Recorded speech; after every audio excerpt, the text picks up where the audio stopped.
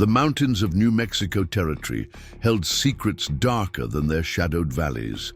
In 1885, Amelia Foster would discover just how deep those secrets ran, and how a man who walked between two worlds would risk everything to bring her back. From the edge of oblivion, this is a tale of courage that defied an era, of bonds forged in the crucible of danger, and of two souls who found understanding where others saw only differences. Before we jump back in, tell us where you're tuning in from, and if this story touches you, make sure you're subscribed, because tomorrow I've saved something extra special for you. Pine Creek wasn't a town that welcomed change. Nestled at the base of the Sangre Shadows, its buildings rose from the dust like weary sentinels, wooden facades bleached by sun, peeling paint that spoke of priorities elsewhere. Silver had brought fortune to some, desperation to others, and a simmering tension that hung in the air as thick as the heat that radiated from the ground each afternoon. The Timber Ridge Schoolhouse stood at the edge of town, close enough to claim protection, far enough to suggest an afterthought. Its white clapboard walls were the only structure in Pine Creek that received a fresh coat of paint each spring, thanks to Margaret Wilson's unwavering insistence that civilization begins with education. The wealthy widow had funded the school, from her late husband's mining profits, much to the quiet disapproval of neighbors who thought such money better spent on expanding the saloon. Inside those walls, Amelia Foster moved with the kind of purpose that made her seem taller than her modest height. Her chestnut hair was always swept neatly at the nape of her neck, her dress practical but pressed each morning despite the frontier, dust that would claim it by noon. At 24, she carried herself with the conviction of someone twice her age and the idealism of someone half it. The territory may be young, she often told her students, but that doesn't mean your minds should remain untamed. On this particular morning, she stood before a mixed group of 17 children, ranging from 5 to 15 years old, their backgrounds as varied as their expressions. Sons and daughters of miners sat beside the children of shopkeepers, laundresses, and in one small corner, avoided by some but never by Amelia, the daughter of an Apache woman who worked as a laundress at the hotel. Nika sat with perfect posture, her dark eyes alert, missing nothing. At 10 years old, she spoke less than the others but understood more. Her presence was a testament to Amelia's stubborn insistence that education belonged to no single race, a view that had earned the teacher cold shoulders at church socials and whispers when she collected her mail. Today, Amelia announced, tapping a map hanging from the blackboard, we're going to learn about the rivers that give life to this territory. Before there were towns or mines or even people, water carved these lands. Her finger traced the blue, lines that snaked across the yellowed paper. These rivers tell stories older than any book. From the back of the room, a boy with copper hair and a perpetual squint raised his hand. Miss Foster, my pa says the only story worth knowing about a river is whether it's got gold in it. Several children snickered, but Amelia only smiled. Your father makes an interesting point, Thomas, but rivers give us more than gold. They give us life itself. Without the Whispering Creek, Pine Creek would be nothing but... She paused, her eyes twinkling. Well, just pine. The children laughed, all except Nika, who watched Amelia with serious eyes. When the laughter settled, the girl spoke, her voice soft but clear. My grandmother says rivers remember everything they touch. A hush fell over the room. Nika rarely volunteered words, and when she did, they carried a weight beyond her years. Amelia felt a familiar warmth spread through her chest. This was why she had left Philadelphia, declined a comfortable position at a ladies' seminary, and traveled alone to a territory still raw from conflict. For moments like this, when worlds that rarely touched could share wisdom. Your grandmother is very wise, Nika. Perhaps rivers do have memories. In fact, A shadow passed over the window, interrupting her thought. Amelia glanced outside to see a lone rider passing on the road, his broad shoulders set rigidly, his face obscured by the wide brim of his hat. Even from a distance, there was something distinctive about the way he sat his horse. Not with the loose swagger of the local cowboys or the stiff formality of the cavalry, but with a fluid vigilance, as though he and the animal were extensions of each other. "Miss Foster." Thomas's voice pulled her attention back to the classroom. "You were saying about rivers?" "Yes, of course." She smoothed her skirt, an unconscious gesture that helped her refocus. "Rivers connect places that seem disconnected. They remind us that everything is part of a larger whole." Outside, the rider disappeared around the bend, but something about his passing lingered, like the scent of sage after rain. As the children bent over their primers, Amelia walked between the rows, offering guidance here, praise there. Teaching had always come, naturally to her, even as a child when she'd gathered her dolls for lessons. What hadn't come naturally was understanding the complex web of tensions that defined life in Pine Creek. The delicate dance between progress and tradition, between the settled and the nomadic, between those who saw the land as property and those who saw themselves as belonging to it. Philadelphia had its own social hierarchies, of course. Amelia had navigated them with the careful precision expected of a doctor's daughter. But here, the lines were drawn not just with money or family name, but with blood and history. The Apache. Wars had officially ended years ago, but peace was a fragile seedling in soil still soaked with memories of violence on both sides. Sheriff Marcus Holden had made that clear on her first day in town. A weathered man, with eyes that had seen too much, he'd leaned against her new desk, hat in hand, and spoken with the weary patience of someone explaining fire to a child. "Miss Foster, I respect your intentions. Education's a fine thing. But you need to understand where you are. This ain't Philadelphia. Some folks here lost family to Apache raids. Others lost land to settlers. Wounds are still fresh. All the more reason for children to learn together," she'd replied, unpacking books with steady hands. "The next generation deserves a chance to see each other as people first." He'd sighed, replacing his hat. "Just be careful. This territory doesn't forgive easily, and it doesn't forget at all." Now, 5 months into her tenure, Amelia had earned a measure of respect from most townsfolk. They might not agree with all her methods, but their children were reading better, adding faster, and coming home with fewer scrapes from schoolyard fights. Progress, she'd learned, came in small increments on the frontier, measured in subtle shifts rather than grand declarations. The school day ended with its usual routine, younger children paired with older ones for the walk home, books carefully stowed, floor swept. Nika was always the last to leave, lingering until her mother finished at the laundry. "Would you like to help me prepare tomorrow's lessons, Nika?" Amelia asked, though she already knew the answer. These quiet afternoons had become a cherished ritual for them both. The girl nodded, moving to the bookshelf with the familiarity of routine. Together, they worked in companionable silence, Amelia planning her lessons while Nika traced letters in a small notebook. Extra practice she never needed to be prompted to complete. "Miss Foster," Nika said after a while, her pencil pausing over the page. "Yes?" "I saw the man who rode past earlier. He's called Nathan Rivers. The white people call him that, but his mother named him Nahuel. It means mountain lion in the old language." Amelia tried to hide her surprise. Nika rarely volunteered information, especially about people. "Do you know him?" The girl shook her head. "Not really. But my mother says he walks in both worlds and belongs to neither."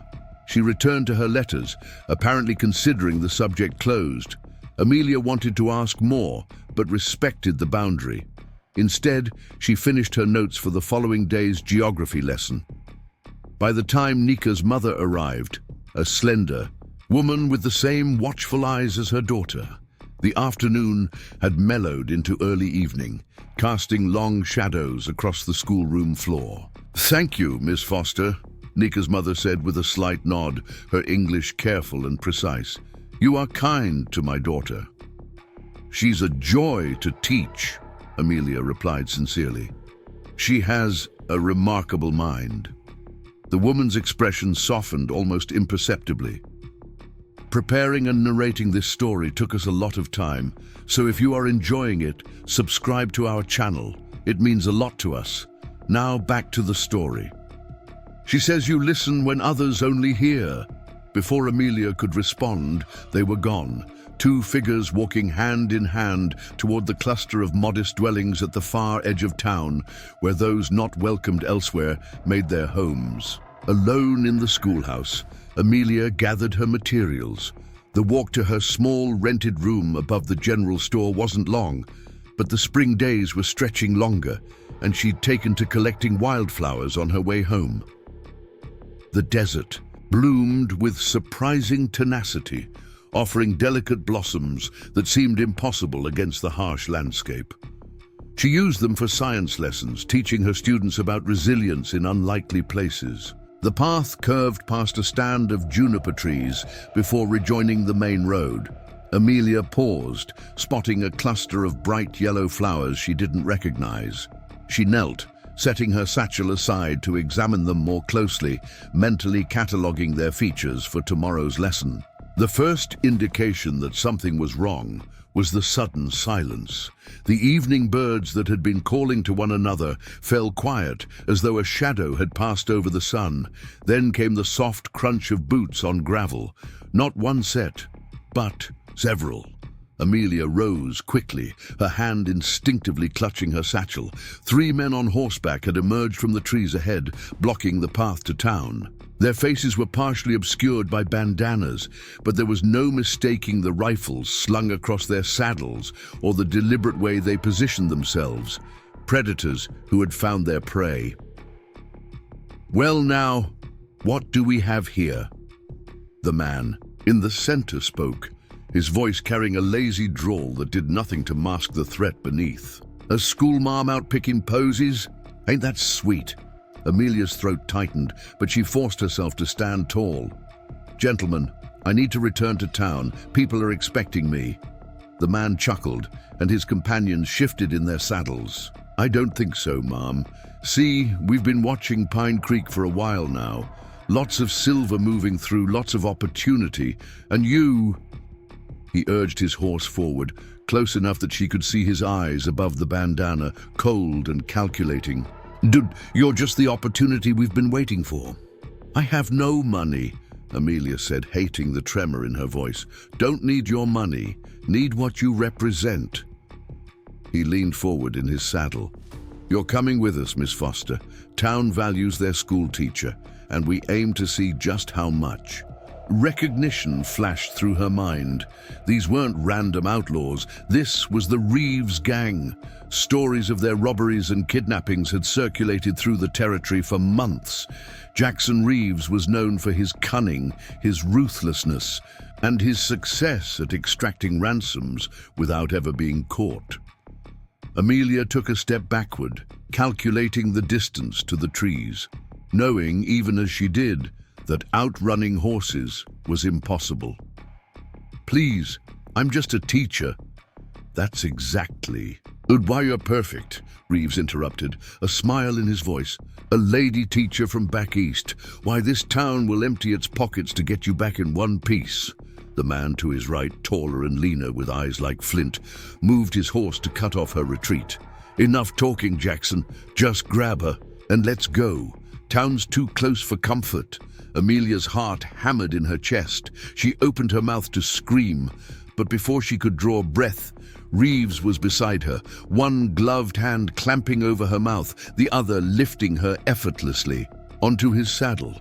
"Now, Miss Foster," he whispered, his breath hot against her ear, "we're going for a little ride. And if you're smart, which I hear you are, you'll come quiet and live to teach another day." The yellow flowers lay forgotten on the path as the riders turned their horses toward the mountains. Behind them, Pine Creek continued its evening.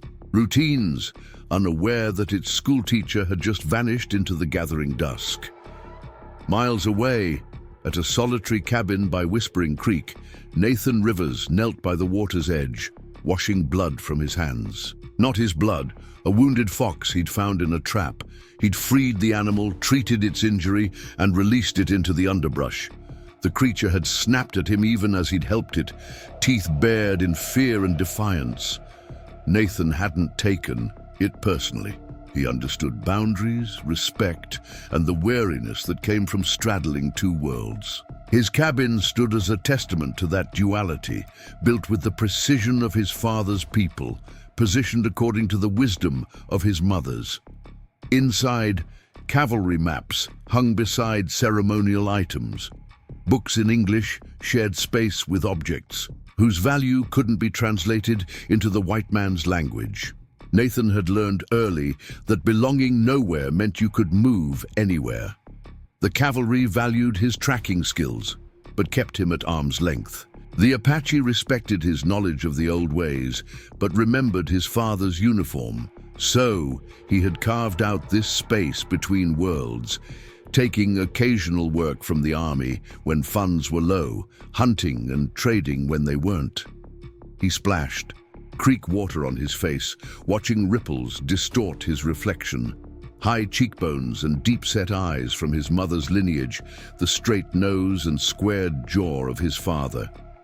Two bloodlines that had waged war on each other, somehow finding temporary peace in his existence. A sound caught his attention, distant, almost imperceptible, but distinct to trained ears. Horses moving fast, keeping to the rougher ground rather than the established trail. Someone avoiding being seen. Nathan rose silently, his body automatically shifting into the stillness his mother's people had perfected across generations.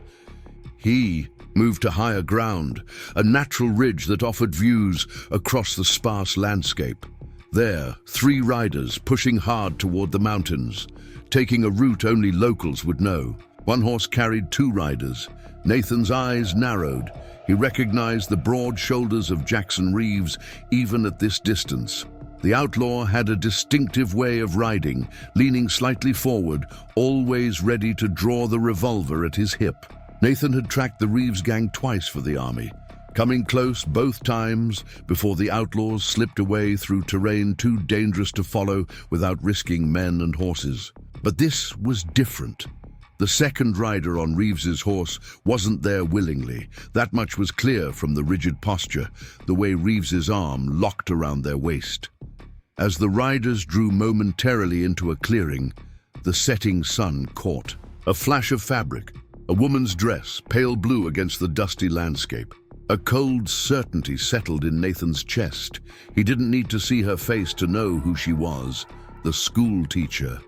The woman who had done what few in this territory ever attempted, treating the Apache children in her classroom with the same dignity as any other. He'd watched her from a distance many times during his infrequent visits to Pine Creek, noting the careful way she included everyone.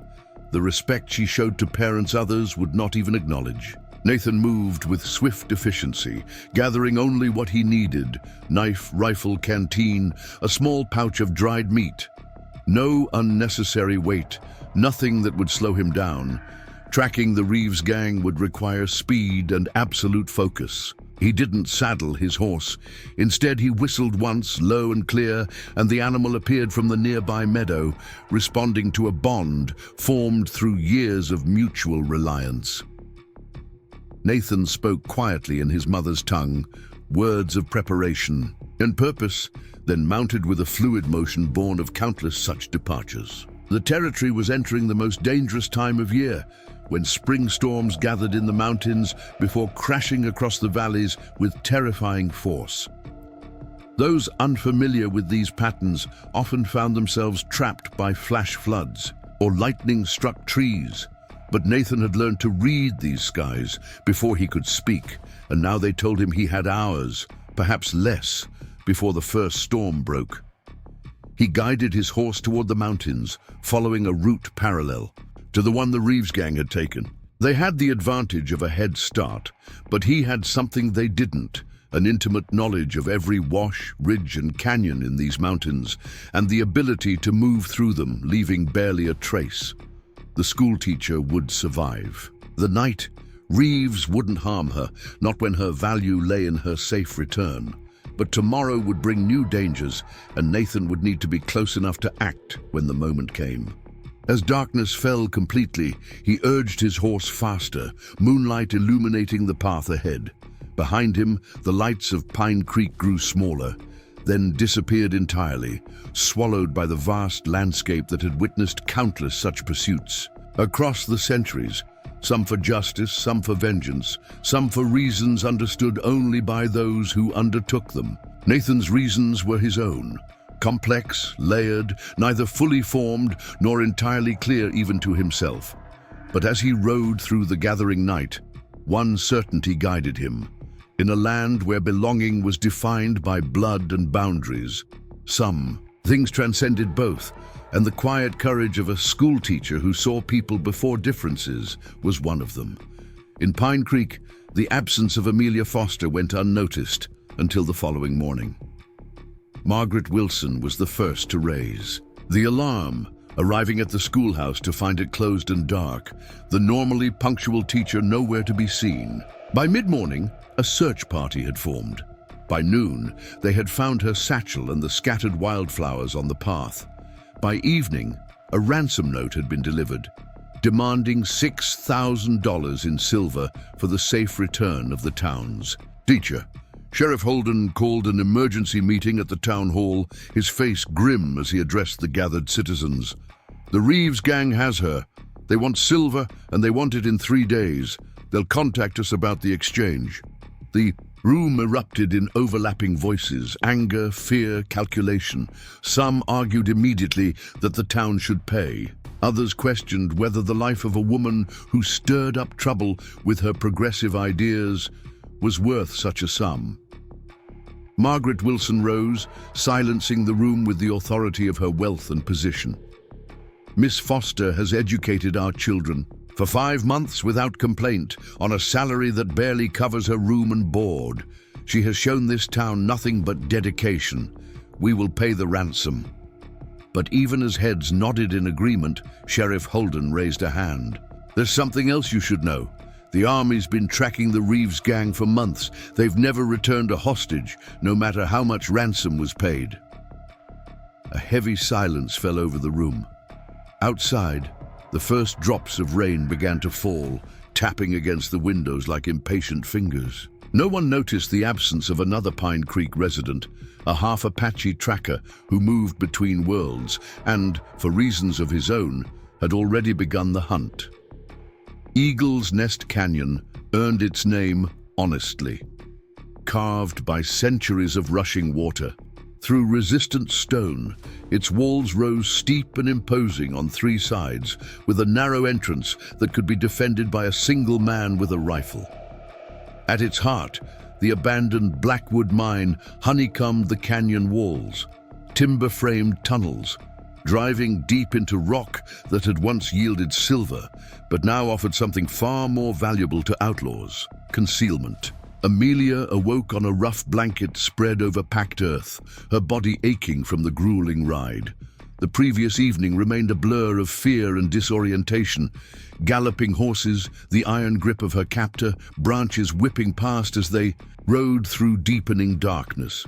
She remembered being half carried, half dragged into a cave-like opening, then nothing more. The space around her now was dimly lit by a lantern hanging from a support beam. Mining equipment rusted against walls, still bearing the scars of pickaxes. The air hung thick with dust and the lingering scent of tobacco. From somewhere deeper in the tunnel came the murmur of men's voices, punctuated by occasional laughter. Amelia's first instinct was to run, but rational thought prevailed. Even if she could somehow slip past her captors, the wilderness beyond promised dangers of its own. Dangerous terrain, predators, exposure to the elements. A Philadelphia upbringing hardly prepared one for survival in these mountains.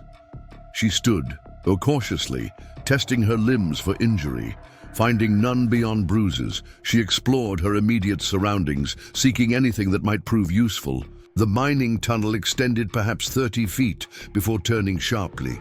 At the bend, a crude wooden door had been installed, likely by the Outlaws to secure their hideout. No windows, no other exits.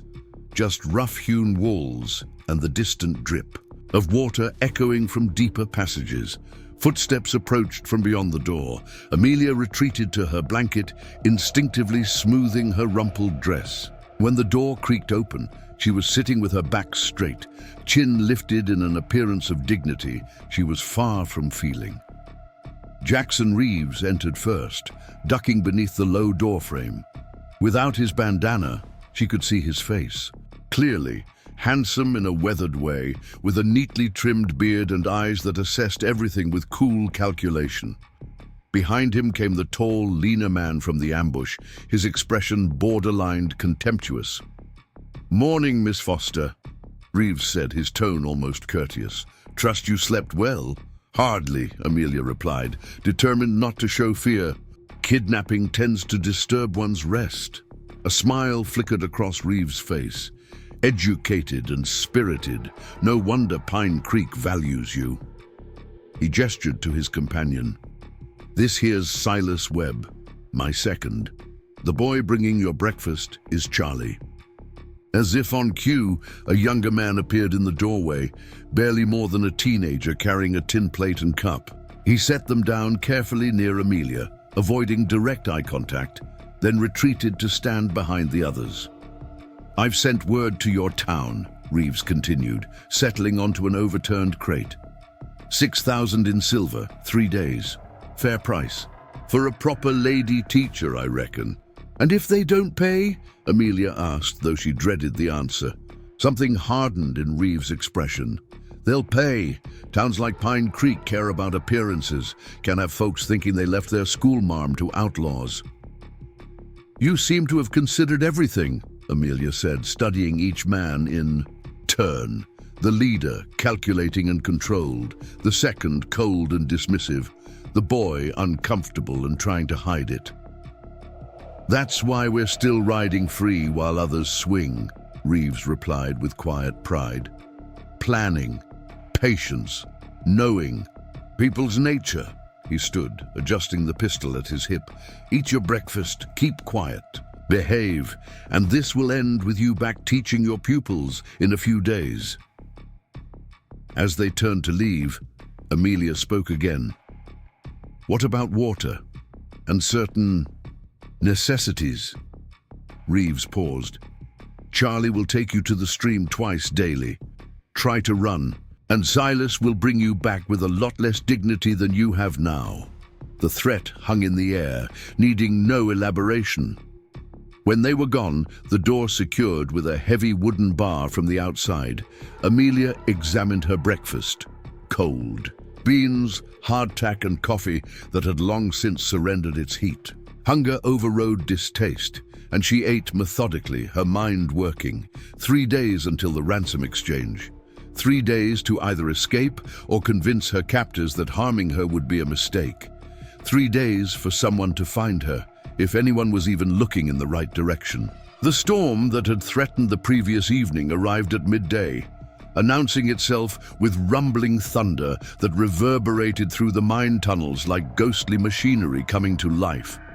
Rain soon followed, its drumming on the canyon walls, audible even in Amelia's underground prison. She found herself counting the seconds between lightning and thunder, a childhood habit that now provided strange comfort in its familiarity. When the door opened again, water dripped from Charlie's wide-brimmed hat. "Mr. Reeves says I'm to take you to the stream," he said, voice cracking slightly, despite his attempt at authority. "Thank you, Charlie," Amelia replied, using the same tone she employed with her more nervous students. "I appreciate that." Something flickered across the young outlaw's face, surprise at being addressed with courtesy, perhaps. He gestured for her to follow, one hand resting on his holstered pistol, though he seemed unlikely to use it. The path to the stream required passing through the main chamber where the other outlaws had established their camp. Bedrolls, saddles, and provisions lined the walls.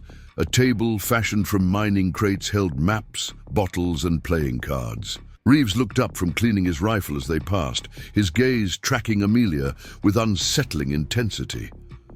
Silas merely spat tobacco juice into the dirt, turning away as though she were beneath notice. Two other men Amelia hadn't yet seen played cards in the corner, barely glancing up. 5 outlaws total, each armed, in a hideout that nature itself helped defend. The odds of escape seemed increasingly remote. The stream ran along the canyon floor, swollen now with rain.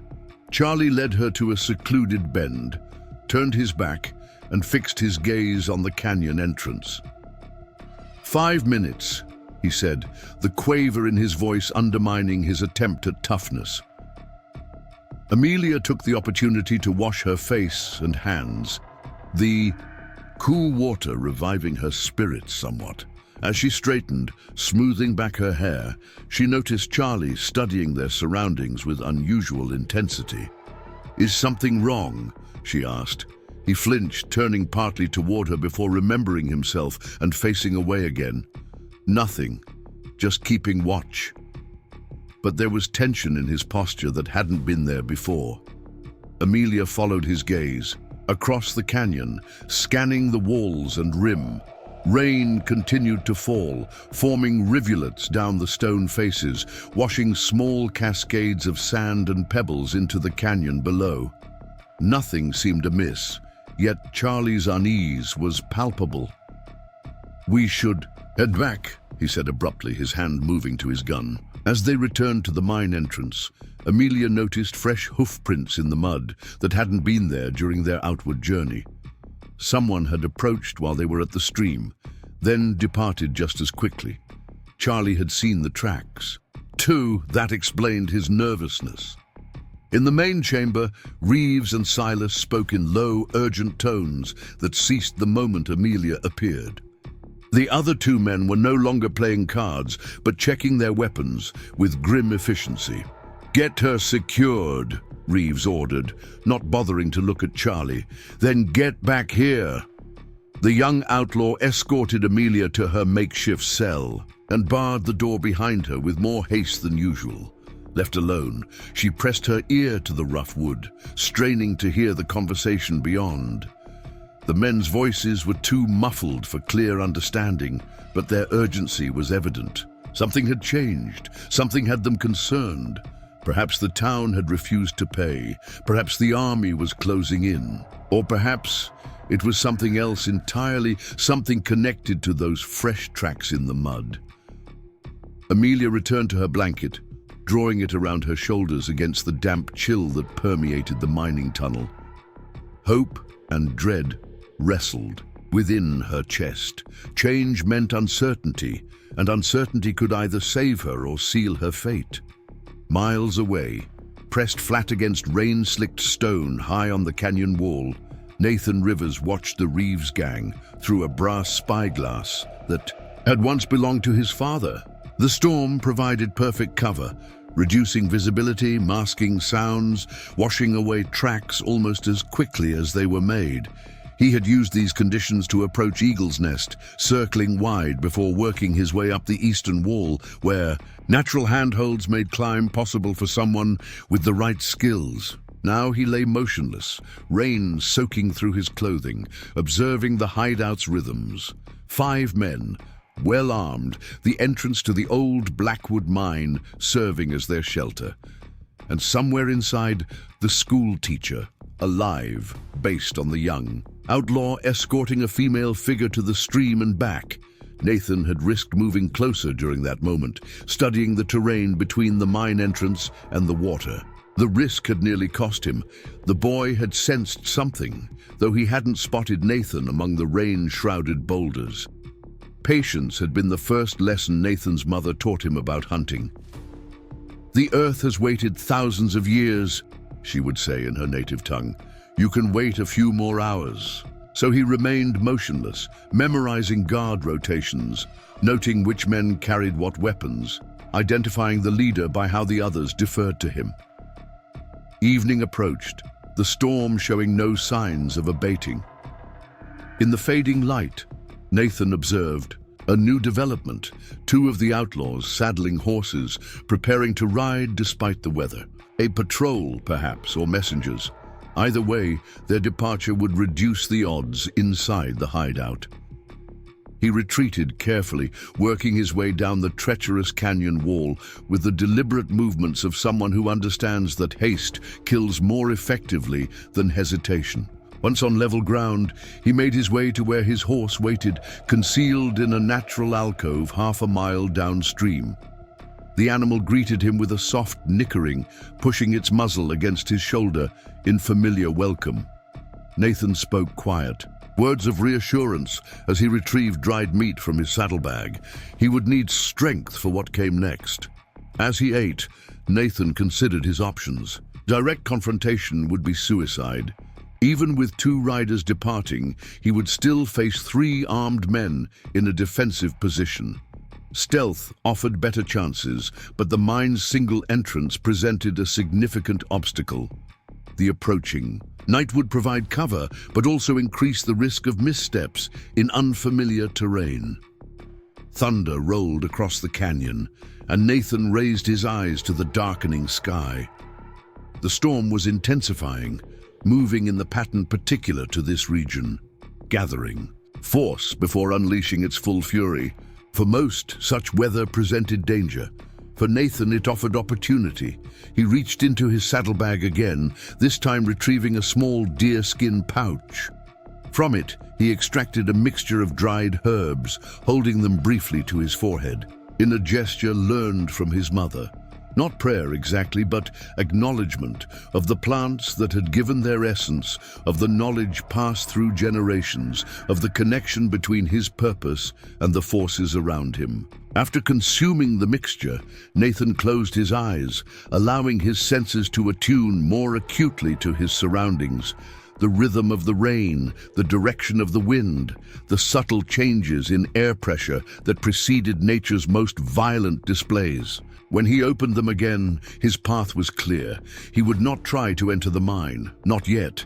Instead, he would let the mountain do his work for him. Inside her underground prison, Amelia had lost track of time. Without windows, day and night blended into a continuous gloom, broken only by the wavering light of the lantern. The storm's intensity had increased.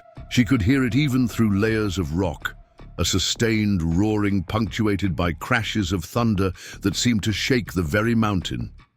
The door opened with unexpected abruptness, revealing Charlie once more. "Miss Foster, you need to come." "With me?" he said, his young face tight with concern. "What's happening?" she asked, rising quickly. Flash flood warning. Creeks rising fast. His eyes darted toward the main tunnel. "Mr. Reeves says we might need to move to higher tunnels, if it gets worse." Amelia followed him into the main chamber, where tension had replaced the earlier card-playing indolence. Reeves stood at the mine entrance, watching the rain with evident concern. Silas paced nearby, cursing under his breath.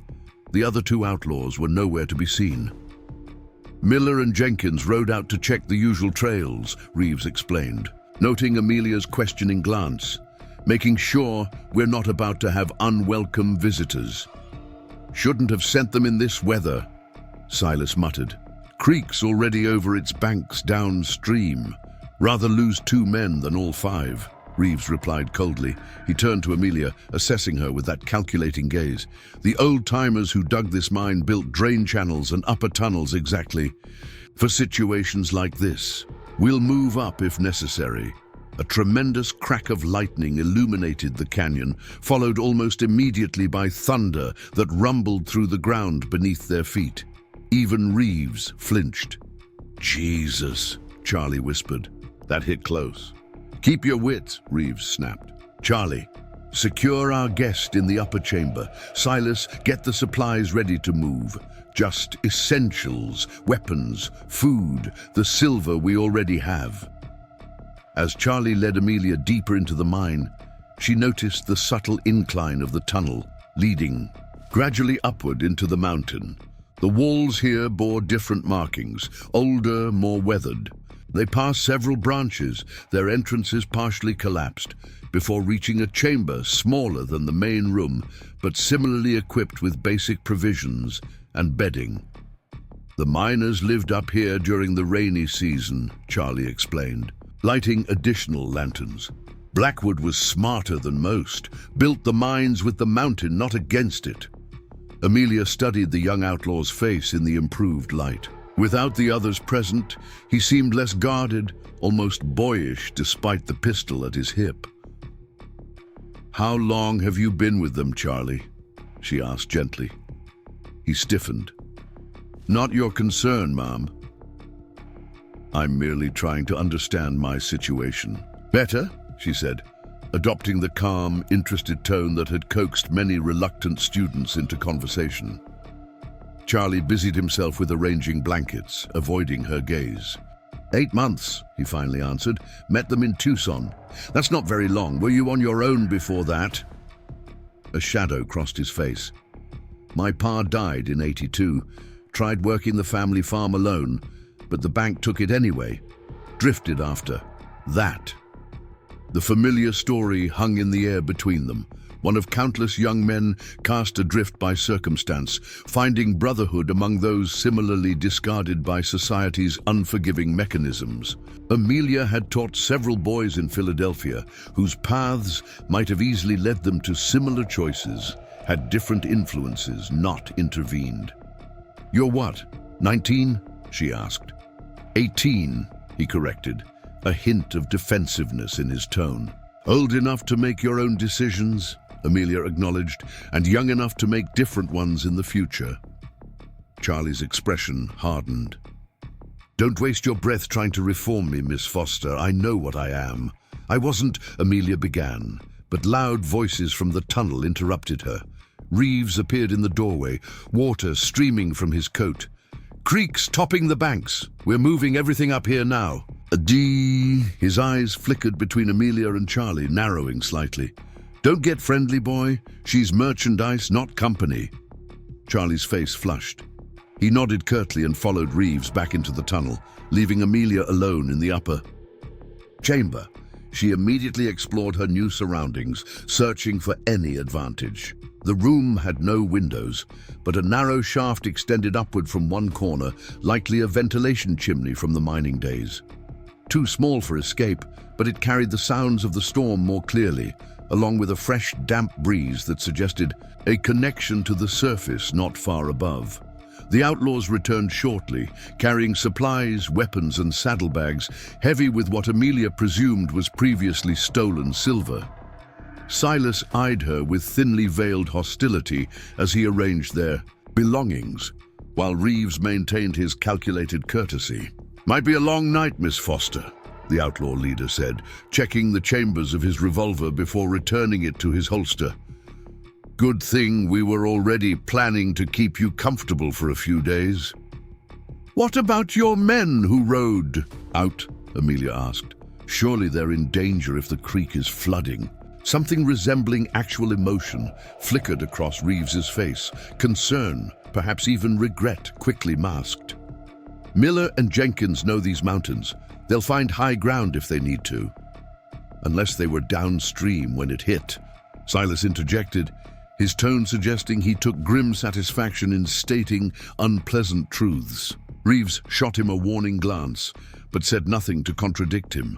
The implication hung heavy in the air, 2 men likely lost to the flood, casualties of bad timing and worse luck.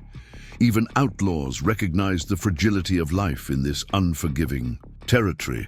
The hours that followed brought escalating tension. The storm's fury increased, wind howling through the ventilation shaft with banshee wails. Occasional tremors suggested heavy debris carried by floodwaters slamming against the canyon.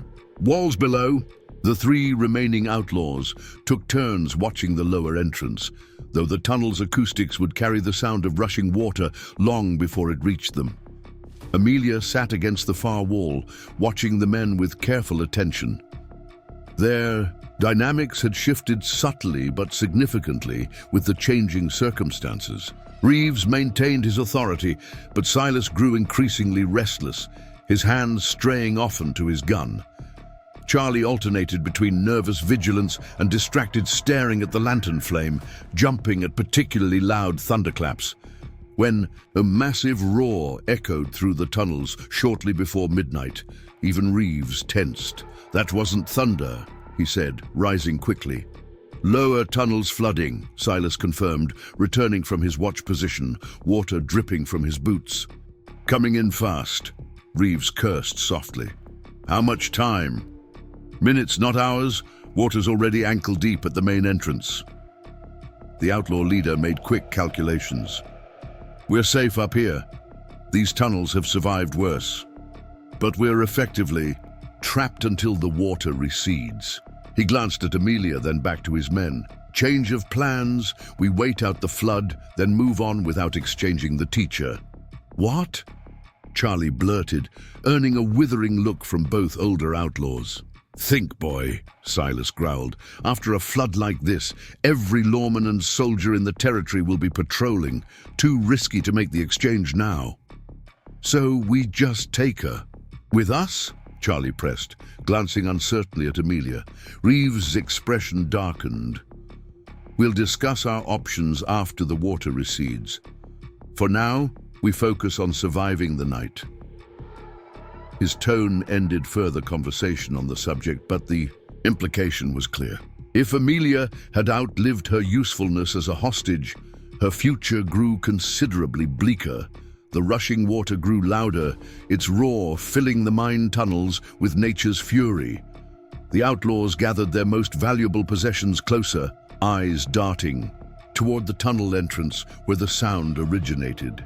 Even Reeves, with all his calculated control, showed signs of strain, a tightness around his eyes, a tension in his shoulders. "Should have picked a different season for kidnapping teachers," Silas muttered, casting an accusatory glance at his leader. Before Reeves could respond, the most violent thunderclap yet shook the mountain, so powerful it dislodged dust and small stones from the ceiling. The lanterns flickered wildly, casting grotesque, dancing shadows across the chamber. In that moment of disorientation and near darkness, Amelia saw it. A silhouette at the tunnel entrance, there and gone so quickly she might have imagined it. Except Charlie had seen it too. His hand flew to his gun, eyes wide. "Someone's—" The lanterns extinguished simultaneously, plunging the chamber into absolute darkness. Chaos erupted, Reeves shouting orders, Silas cursing, the metallic click of guns being cocked. A rush of movement disturbed the air, followed by the distinctive sound of a body hitting the ground. "Silas!" Reeves called, his voice tense with controlled fear. No answer came. In the darkness, something moved with deliberate purpose. Not the panicked scrambling of men suddenly blind, but the calculated movements of someone for whom darkness was an ally, not an enemy. Amelia pressed herself against the wall, heart thundering in her chest, straining to understand the fragmented sounds of struggle. A single gunshot exploded in the confined space, deafening in its intensity, briefly illuminating the scene in a flash of orange light. Charlie on the ground, clutching his arm, Silas crumpled in the corner, Reeves firing toward a shadow that seemed to absorb the bullet without effect. Then darkness again, filled with the sounds of combat, the impact of fists against flesh, grunts of pain, the clatter of a dropped weapon. Amelia felt her way along the wall, moving away from the struggle, encountering the tunnel entrance by touch alone. Escape beckoned, but blind flight through unfamiliar, flooding mine passages promised its own dangers. Before she could decide, strong hands gripped her shoulders, drawing her aside with surprising gentleness.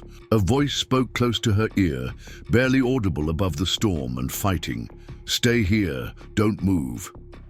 The words were few, the voice unfamiliar, yet something in its quiet certainty compelled her obedience. The hands released her, and their owner, returned to the fray.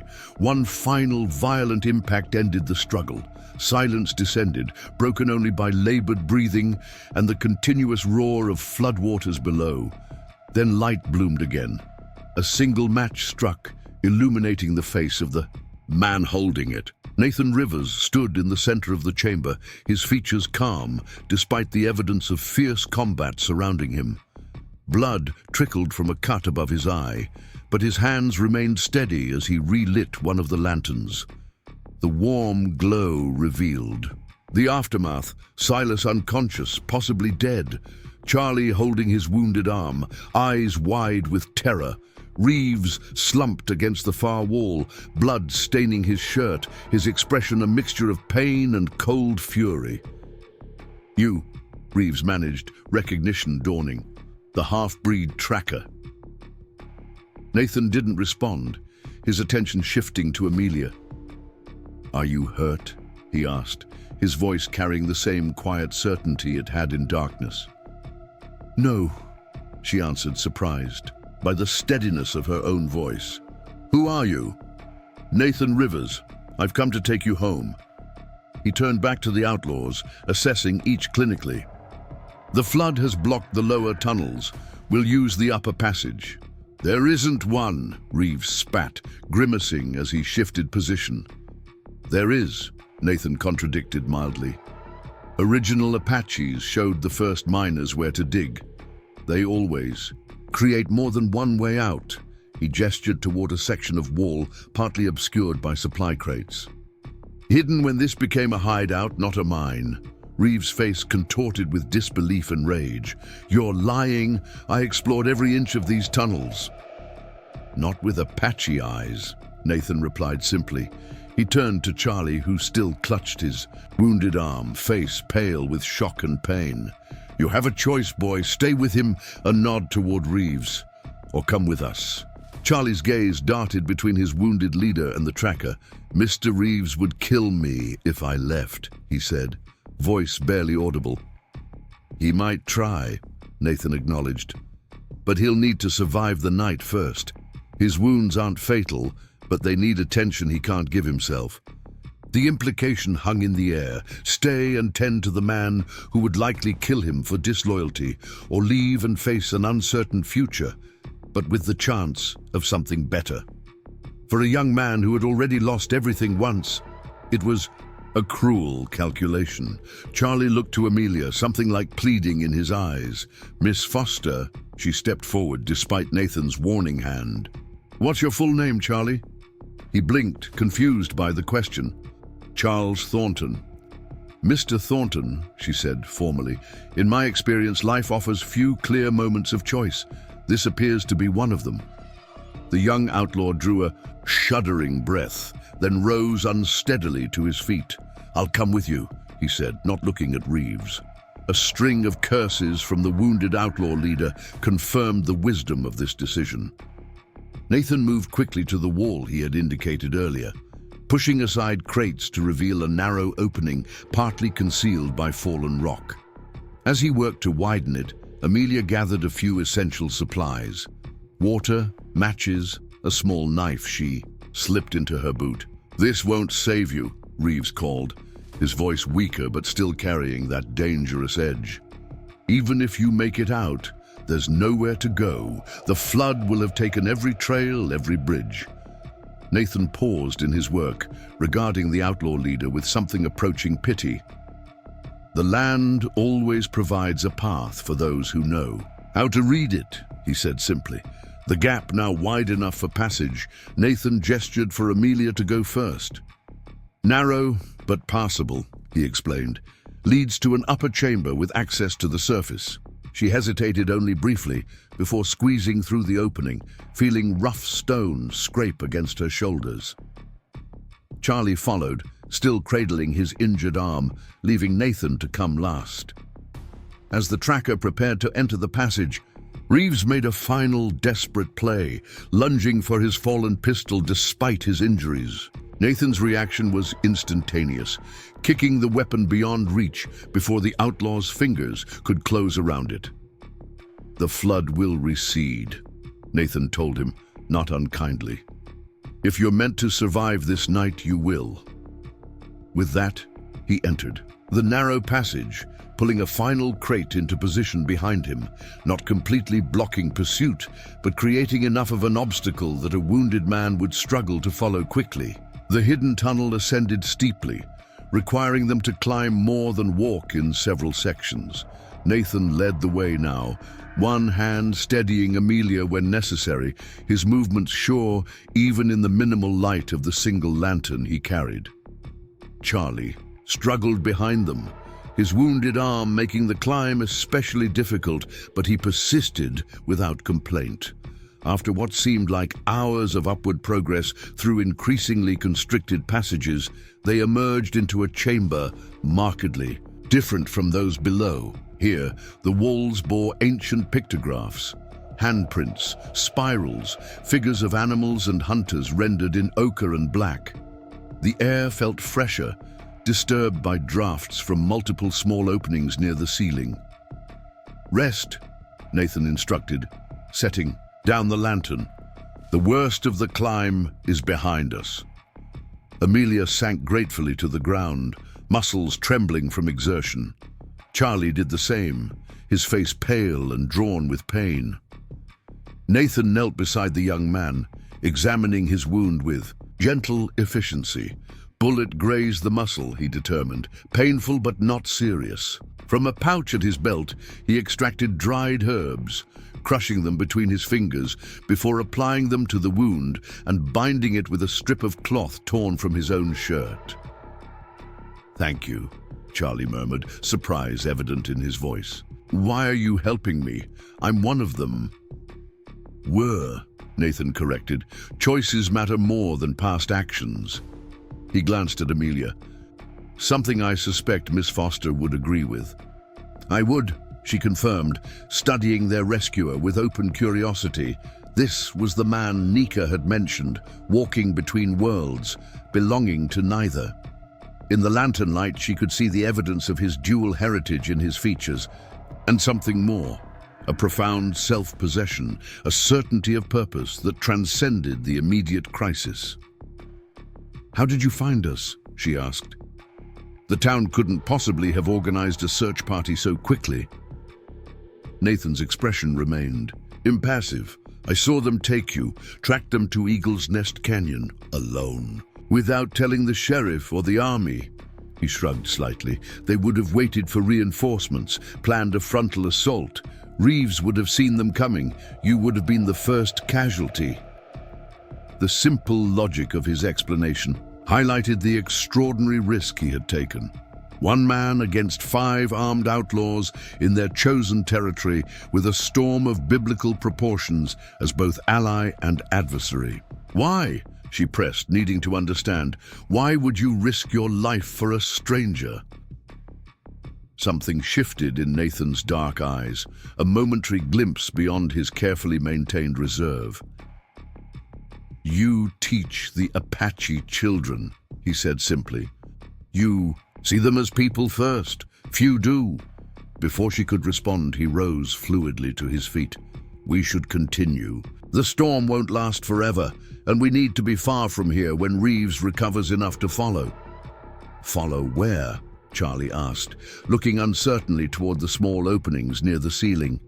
"If the canyon's flooded, how do we get back? To town?" "We don't," Nathan replied. "Not directly. The flood will have taken out bridges, blocked trails with debris. We go up and over the mountain, then circle back on higher ground."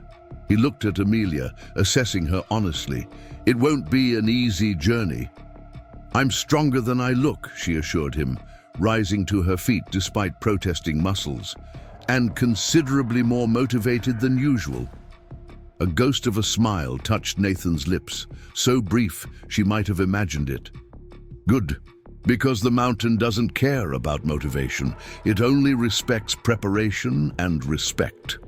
He approached the far wall, where the largest of the ceiling openings admitted a sustained draft. "We climb from here. The surface is close, perhaps 30 feet.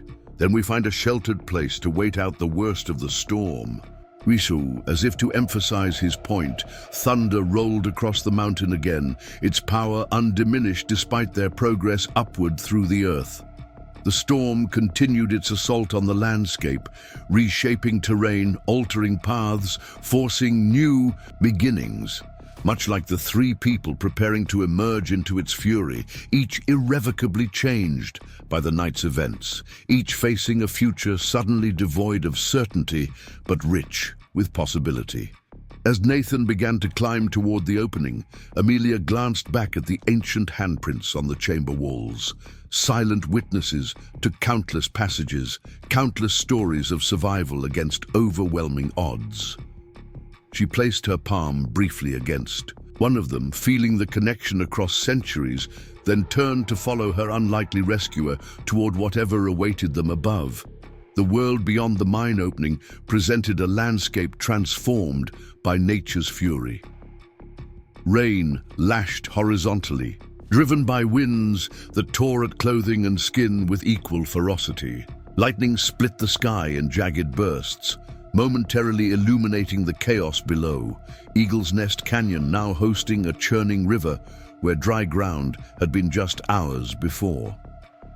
In those brief flashes, Amelia glimpsed massive debris carried on the current, uprooted trees, fragments of structures, the carcass of what might have been a horse. Nathan emerged first, scanning their surroundings with practiced efficiency before helping Amelia through the narrow opening. The exit had deposited them on a natural shelf perhaps 50 feet above the canyon floor, offering temporary sanctuary from the floodwaters, but little protection from the storm's aerial assault. "Stay low," he instructed, his words nearly lost to the wind. "Follow the wall until we reach those boulders." He pointed toward a cluster of massive stones that promised some shelter from the elements. Charlie came last, face contorted with pain as he hauled himself one-armed through the opening. Nathan steadied him without comment, then led them along the treacherous path he had indicated. The stone beneath their feet had become treacherously slick, forcing them to proceed at a crawl, backs pressed against the canyon wall for stability. By the time they reached the shelter of the boulders, all three were soaked to the skin, their breaths coming in ragged gasps. The rock formation created a natural windbreak, reducing the storm's immediate assault to mere background fury. Nathan searched the area meticulously before settling them in the most protected corner. "We wait here," he announced, his tone brooking no argument. "Moving in this weather means risking a fall or lightning strike. Neither improves our situation." "What about Reeves?" Charlie asked, teeth chattering with cold and nervous energy. "If he finds that passage, he won't," Nathan assured him. "And if he does, the storm will delay him as effectively as it delays us." He removed his canvas coat, wringing water from it before draping it over Amelia's shoulders. "This doesn't repel water anymore, but it blocks wind." She accepted the gesture with a grateful nod, pulling the damp fabric closer despite its sodden state. "How long will the storm last?" Nathan glanced skyward, reading patterns invisible to Amelia's untrained eye. "Until dawn, perhaps longer. Spring storms in these mountains follow their own rules." Charlie huddled miserably against the stone, cradling his injured arm. "We could die out here," he muttered. "Exposure if the flood doesn't reach us first." "We won't die tonight," Nathan responded with such simple certainty that even Charlie seemed momentarily reassured. From a waterproof pouch at his belt, the tracker produced a small bundle wrapped in oiled leather. Inside were strips of dried meat and what appeared to be some kind of seed cake. He divided these evenly among them. "Eat. Your bodies need strength, more than your minds need comfort." Amelia accepted her portion, recognizing the practical wisdom behind his directive. The food was tough and unfamiliar, but her body welcomed its sustenance. As she ate, she studied their unlikely rescuer with renewed attention.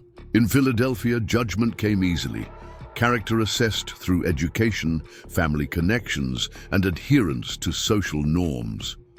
Here, those metrics dissolved, replaced by far more elemental measures: competence, integrity, and the will to survive.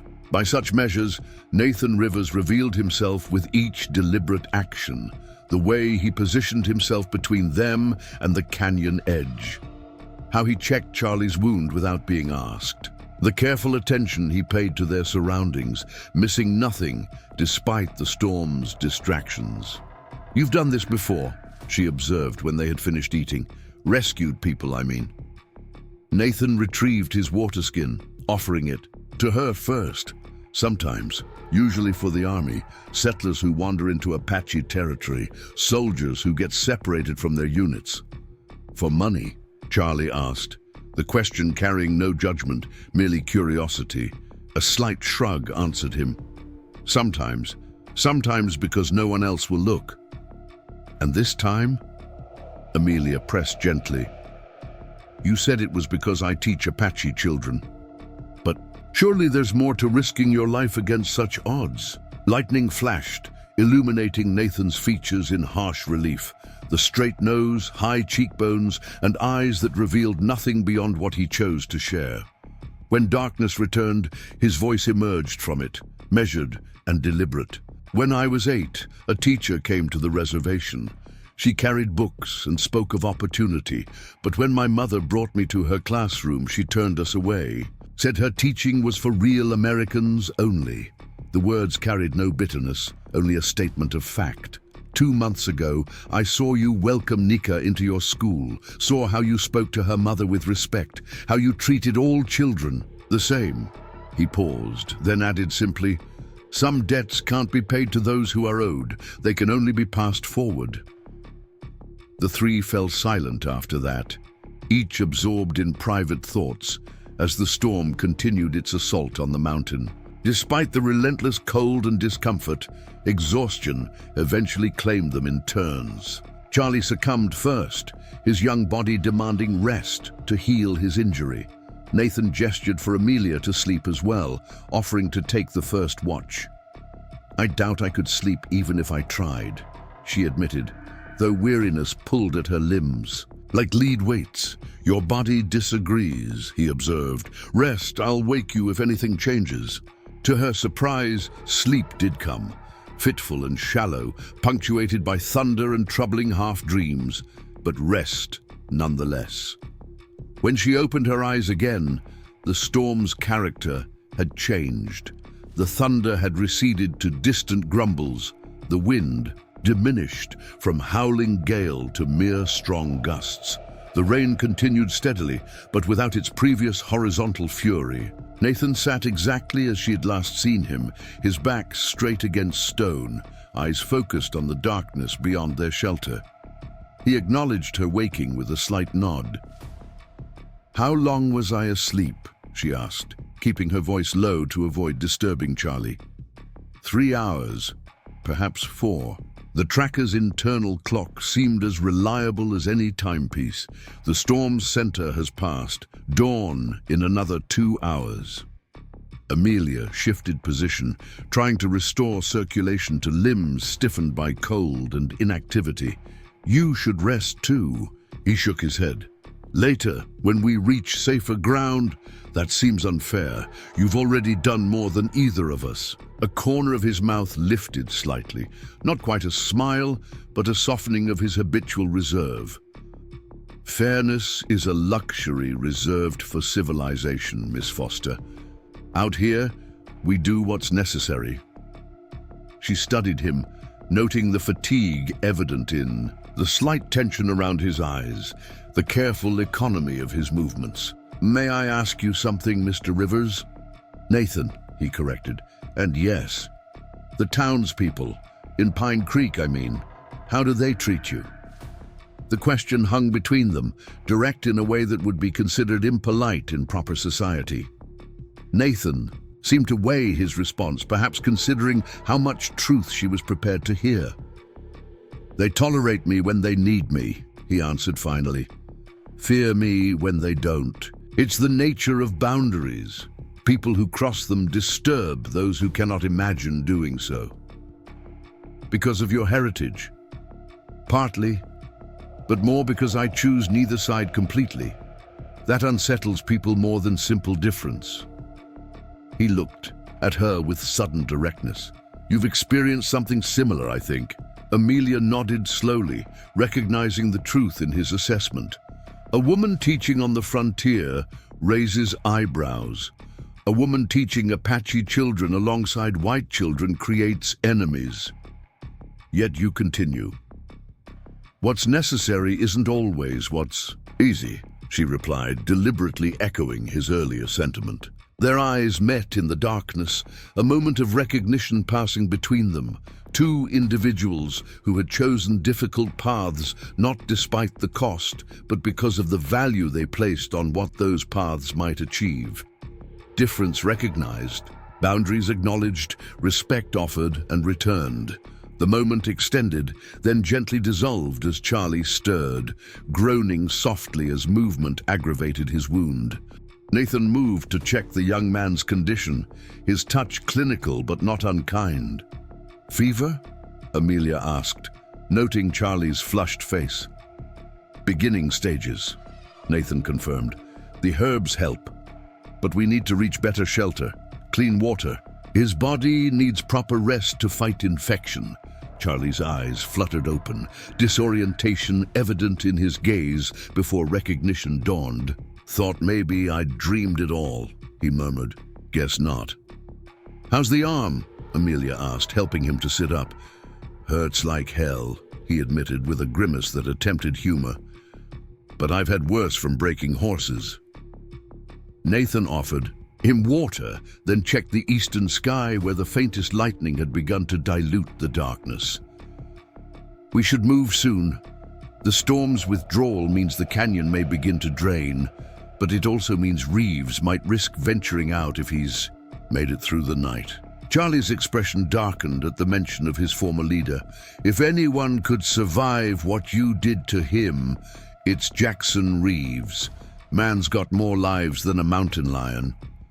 Then we'll maintain our advantage by leaving before he can track us, Nathan replied practically. He surveyed their surroundings with increasing clarity as dawn approached. We'll head northeast along the ridge. It connects to higher ground that won't be affected by the flood. Northeast? Amelia questioned. But Pine Creek is southwest. Direct route's impassable now. We'd need to cross 3 creek beds that will be raging torrents for days. Nathan traced an invisible map with his finger. Northeast takes us to Whispering Creek Valley. From there, we can circle back toward Pine Creek along higher trails. Charlie frowned. That's Apache territory. It is, Nathan acknowledged, without elaboration, his gaze steady on the young outlaw. Does that concern you? The question carried layers beyond its simple wording. A test of Charlie's character, his willingness to trust, his capacity to move beyond the prejudices his former compatriots almost certainly shared. Charlie glanced at Amelia, then back to Nathan. Reckon I'm in no position to be picky about whose territory we cross, he said finally. Long as you think they won't shoot first and ask questions later. They might, Nathan replied with unflinching honesty. But less likely with me leading. And far less dangerous than Reeves tracking us through flooded canyons. As dawn properly broke, the full impact of the storm became visible. The canyon below them had been fundamentally reshaped, new channels carved where none had existed, boulders the size of cabins displaced by the water's force, the lower mine entrance completely submerged. What had been a defensible hideout was now a partially flooded trap. They began their journey in the gray half-light, moving carefully along the ridge Nathan had identified. The path required complete concentration, narrow in places, slippery, everywhere demanding they use handholds on the cliff face to maintain balance. Charlie struggled with his injured arm, but his youth and natural agility compensated somewhat. Amelia discovered reserves of strength she hadn't known she possessed, driven by the twin motivations of survival and dignity. She would not become a liability to either of her companions. Nathan led with the same measured confidence he brought to all tasks, occasionally extending a hand at particularly treacherous sections, but otherwise allowing them to navigate independently. His respect manifested not in empty reassurances, but in his evident belief that they were capable of rising to the challenge before them. By mid-morning, they had left Eagle's Nest Canyon behind, climbing steadily into more forested terrain. Pine and juniper replaced the stark stone landscapes, offering welcome shade. As the storm clouds dissipated and sunlight intensified, the air grew noticeably cooler with elevation, a blessing after their exertions. They paused at a small spring, the water bubbling clear and cold from rock. Nathan checked their surroundings with practiced vigilance before allowing them to rest and drink. "We've made good progress," he acknowledged, the closest he had come to overt praise. "Another few hours will take us to safer ground where we can rest properly." Charlie sank gratefully onto a fallen log, exhaustion evident in every line of his body. His wounded arm had begun bleeding again during their climb, the makeshift bandage now soaked through with fresh crimson. Nathan knelt beside him, examining the injury with focused attention. "Needs cleaning and proper dressing," he determined. Glancing at Amelia, "Can you help him while I check our back trail?" She nodded, moving to take Nathan's place as he melted into the surrounding forest with silent efficiency. Charlie avoided her gaze as she gently removed the soiled bandage, revealing an angry red gash across his upper arm. "This will hurt," she warned, using her handkerchief, miraculously still tucked in her sleeve, to clean the wound with fresh spring water. Charlie hissed between clenched teeth but remained still. "Guess I deserve worse," he muttered. "For what specifically?" Amelia asked, keeping her tone conversational despite the grim task. "Your choice of companions or your part in my abduction?" A flush crept up his neck. "Both, and more you don't know about." She continued her ministrations in silence for a moment, considering her response. "I believe everyone deserves a chance to make different choices, Mr. Thornton. The past matters, less than what you do with your future." "Charlie," he corrected softly. "Nobody's called me Mr. Thornton since my pa died." "Charlie, then." She finished cleaning the wound and looked around for something to use as a fresh bandage. Finding nothing suitable, she reached for the hem of her petticoat, tearing a strip of relatively clean cotton. "This will have to suffice until we reach better resources."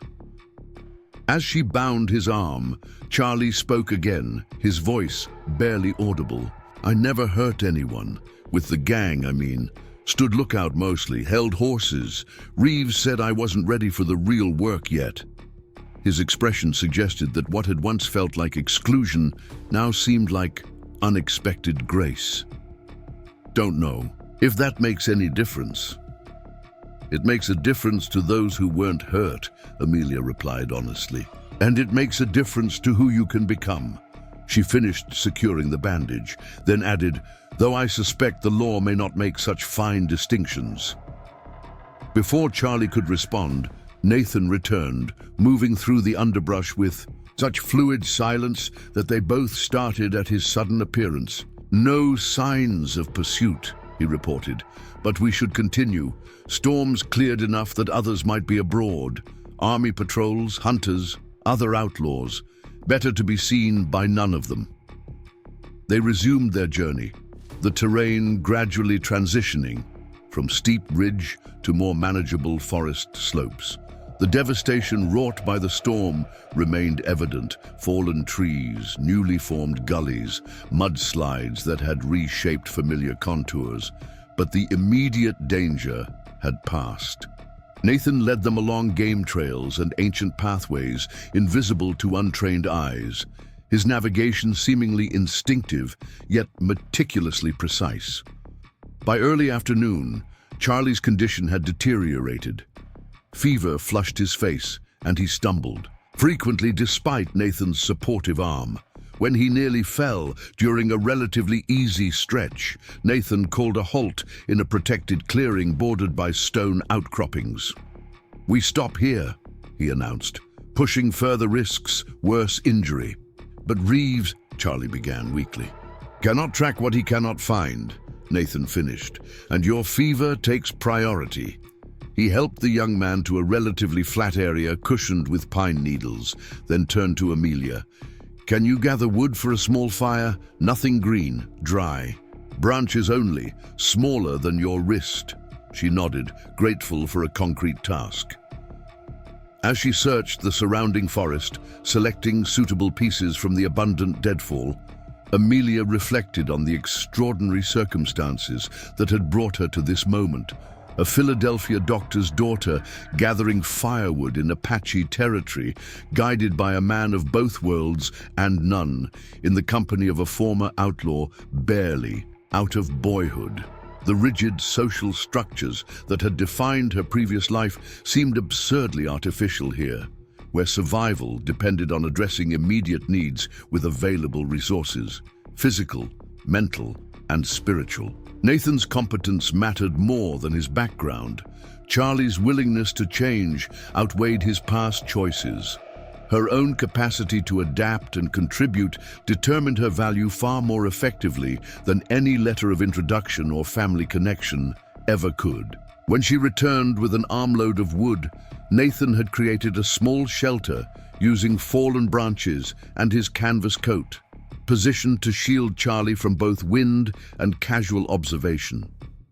The young man lay beneath it, shivering despite the afternoon warmth.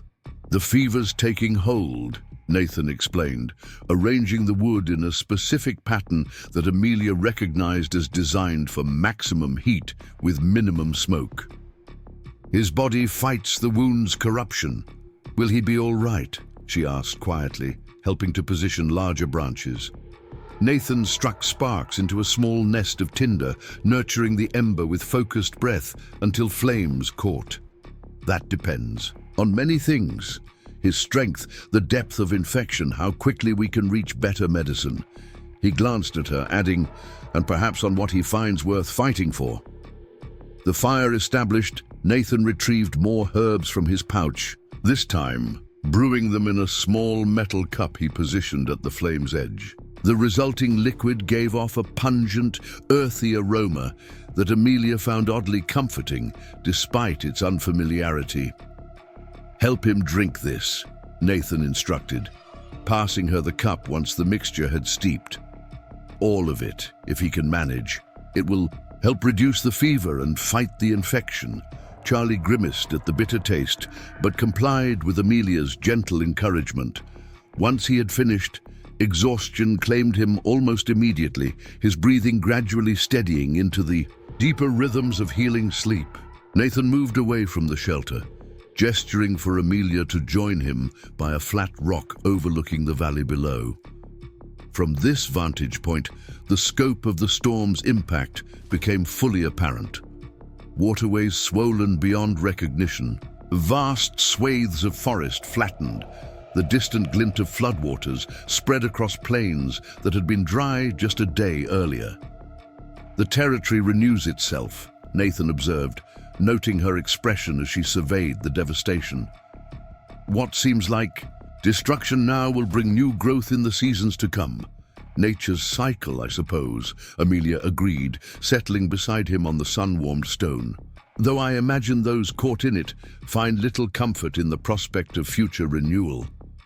A hint of approval touched Nathan's features, appreciation perhaps for her willingness to acknowledge hard truths rather than seeking refuge in platitudes. Like most powerful forces, nature offers neither cruelty nor kindness, only consequence. They sat in companionable silence for a time, the afternoon sun beginning its western descent. Amelia found herself studying Nathan's profile against the landscape. His features seemed almost carved from the same elements as the mountains themselves, weathered by experience, yet fundamentally undiminished. "May I ask you something that might seem impertinent?" she ventured finally. He turned toward her, those dark eyes revealing nothing yet somehow inviting honesty. "You may ask anything, Miss Foster. Whether I answer is my choice." "Amelia," she corrected gently, "and fair enough." She gathered her thoughts, seeking the most direct path to her question. "When this is over, assuming we reach Pine Creek safely, what happens then? You return to your solitary cabin, Charlie faces whatever consequences await him, and I continue teaching until the next crisis emerges." "You're asking if anything changes," Nathan observed, understanding her actual question beneath the stated one. "I suppose I am. It seems insufficient somehow to experience something so transformative and then simply return to our separate lives as though it never happened." Nathan considered this, his gaze returning to the vista before them. "The Apache have a saying, after crossing the river, the horse remembers the water." Meaning, some experiences mark us permanently, even when their immediate danger has passed. He looked at her directly then, his customary reserve softening slightly. Whether those marks lead to different paths depends on choices made after the river, not during its crossing. The philosophical depth of his response struck Amelia forcefully. How easily she had underestimated this man when first hearing of him, dismissing him as a simple tracker, skilled in woodcraft perhaps, but limited by his circumstances and heritage. The reality of Nathan Rivers proved far more complex and compelling, a man of profound thought, quiet dignity, and a wisdom that transcended formal education. Before she could respond, a sound from the shelter drew their attention. Charlie calling out in the grip of fever dreams, his voice carrying the frightened cadence of a much younger boy. They moved quickly to his side, Nathan checking his temperature, while Amelia spoke soothing words, stroking damp hair from his forehead. "The fever peaks," Nathan determined, his expression grave but not hopeless. "This night will decide much." "What can we do?" Amelia asked, already wetting her handkerchief with precious water to cool Charlie's flushed skin. "What you're doing now. Keep him cool, help him drink when he wakes. Beyond that," Nathan shrugged slightly, "we wait. The battle is within him now." As dusk approached, they established a rhythm, Amelia tending to Charlie, while Nathan maintained their modest fire and secured the perimeter of their temporary camp. Occasionally he disappeared into the surrounding forest, returning with small game or edible plants that he prepared with the same quiet competence he brought to all tasks. During one such absence, Charlie regained lucidity briefly, his eyes focusing on Amelia with surprising clarity despite the fever. "Miss Foster," he rasped, accepting the water she offered. "Need to tell you something." "My savior strength," she advised, supporting his head as he drank. He shook his head weakly but insistently. "Important. About Reeves." He swallowed painfully, then continued. "He never intended to return you, not even for ransom." A chill that had nothing to do with the gathering evening settled in Amelia's chest. "What do you mean?" "Heard him and Silas talking, night before the kidnapping." Charlie's words came in labored bursts. "Pine Creek has government silver shipment coming. Army payroll. They wanted the town distracted with your ransom exchange. Planned to hit the shipment while sheriff and men were occupied with you." "And after the robbery?" Amelia asked, though she already suspected the answer. Charlie's eyes filled with shame. "No witnesses. That's what Silas said. Reeves didn't." "Disagree." His hand found hers, surprisingly strong despite his condition. "Didn't know that part when I joined up. Swear I didn't." "I believe you," she assured him, squeezing his fingers gently. "Rest now. We'll tell Nathan when he returns." But Charlie wasn't finished. "There's more. Reeves has friends in Pine Creek. Someone who tells him about shipments, patrol schedules." That's how he knew about you when you'd be alone on that path. His eyes began to lose focus again, fever reclaiming its hold. Be careful who you trust when we get back. Could be anyone, even the sheriff. His voice trailed off as unconsciousness claimed him once more, leaving Amelia with troubling new knowledge. Not only had her kidnapping been part of a larger scheme, but someone in Pine Creek, someone she likely greeted on the street or served alongside at church socials, had deliberately placed her in mortal danger. When Nathan returned, she relayed Charlie's revelation, watching his expression shift from its usual stoic calm to something harder, more focused. "You believe him?" Nathan asked, though his tone suggested he already accepted the young man's account. Yes, he had no reason to invent such a story, especially in his condition. Amelia glanced at Charlie's sleeping form. "What does this mean for our return to Pine Creek?" Nathan added wood to the fire, his movements deliberate as he organized his thoughts. "It means we proceed with greater caution, and it means Charlie faces a difficult choice upon our return." What choice? Whether to testify against Reeves and his informant, knowing the danger that would bring, or to disappear and start anew elsewhere, carrying the burden of unpunished crimes. Nathan's dark eyes reflected the firelight. Neither path offers certainty or safety. Amelia considered this, understanding the weight such a decision would place on someone so young. "And what of us?" she asked quietly. "Are we in greater danger knowing this information?" "Knowledge always brings danger," Nathan replied, "but ignorance brings vulnerability. I prefer the former." He studied her across the fire. "The question is whether you're prepared for what returning to Pine Creek might now require." Indeed, the implied challenge was clear. Was she willing to face not just the physical dangers of their journey, but the more insidious threats awaiting in what she had considered her community? Could she continue teaching, knowing someone nearby had valued her life so cheaply? Would the experience change how she engaged with the town, with her students, with her purpose? Amelia straightened her spine, meeting Nathan's gaze directly. "I came to this territory to make a difference, Mr. Rivers. Learning that the challenge is greater than I anticipated doesn't change my commitment to meeting it."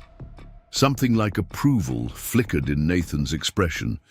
"Then we should both rest, while we can. Tomorrow's journey will require all our strength, and what awaits in Pine Creek may demand even more." As night settled fully around them, stars emerging in brilliant profusion across the velvet sky, Amelia found herself contemplating the strange turns of fate that had brought her to this moment. The kidnapping that had seemed an unmitigated disaster now revealed itself as something more complex. A terrible event, certainly, but also a gateway to crucial revelations about both Pine Creek and herself.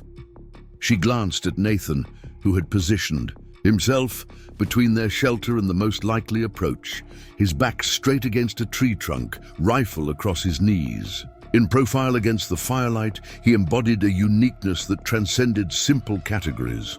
Neither fully Apache nor white, neither entirely of civilization nor wilderness, but something distinctly himself. A boundary crosser by necessity, who had transformed that necessity into strength.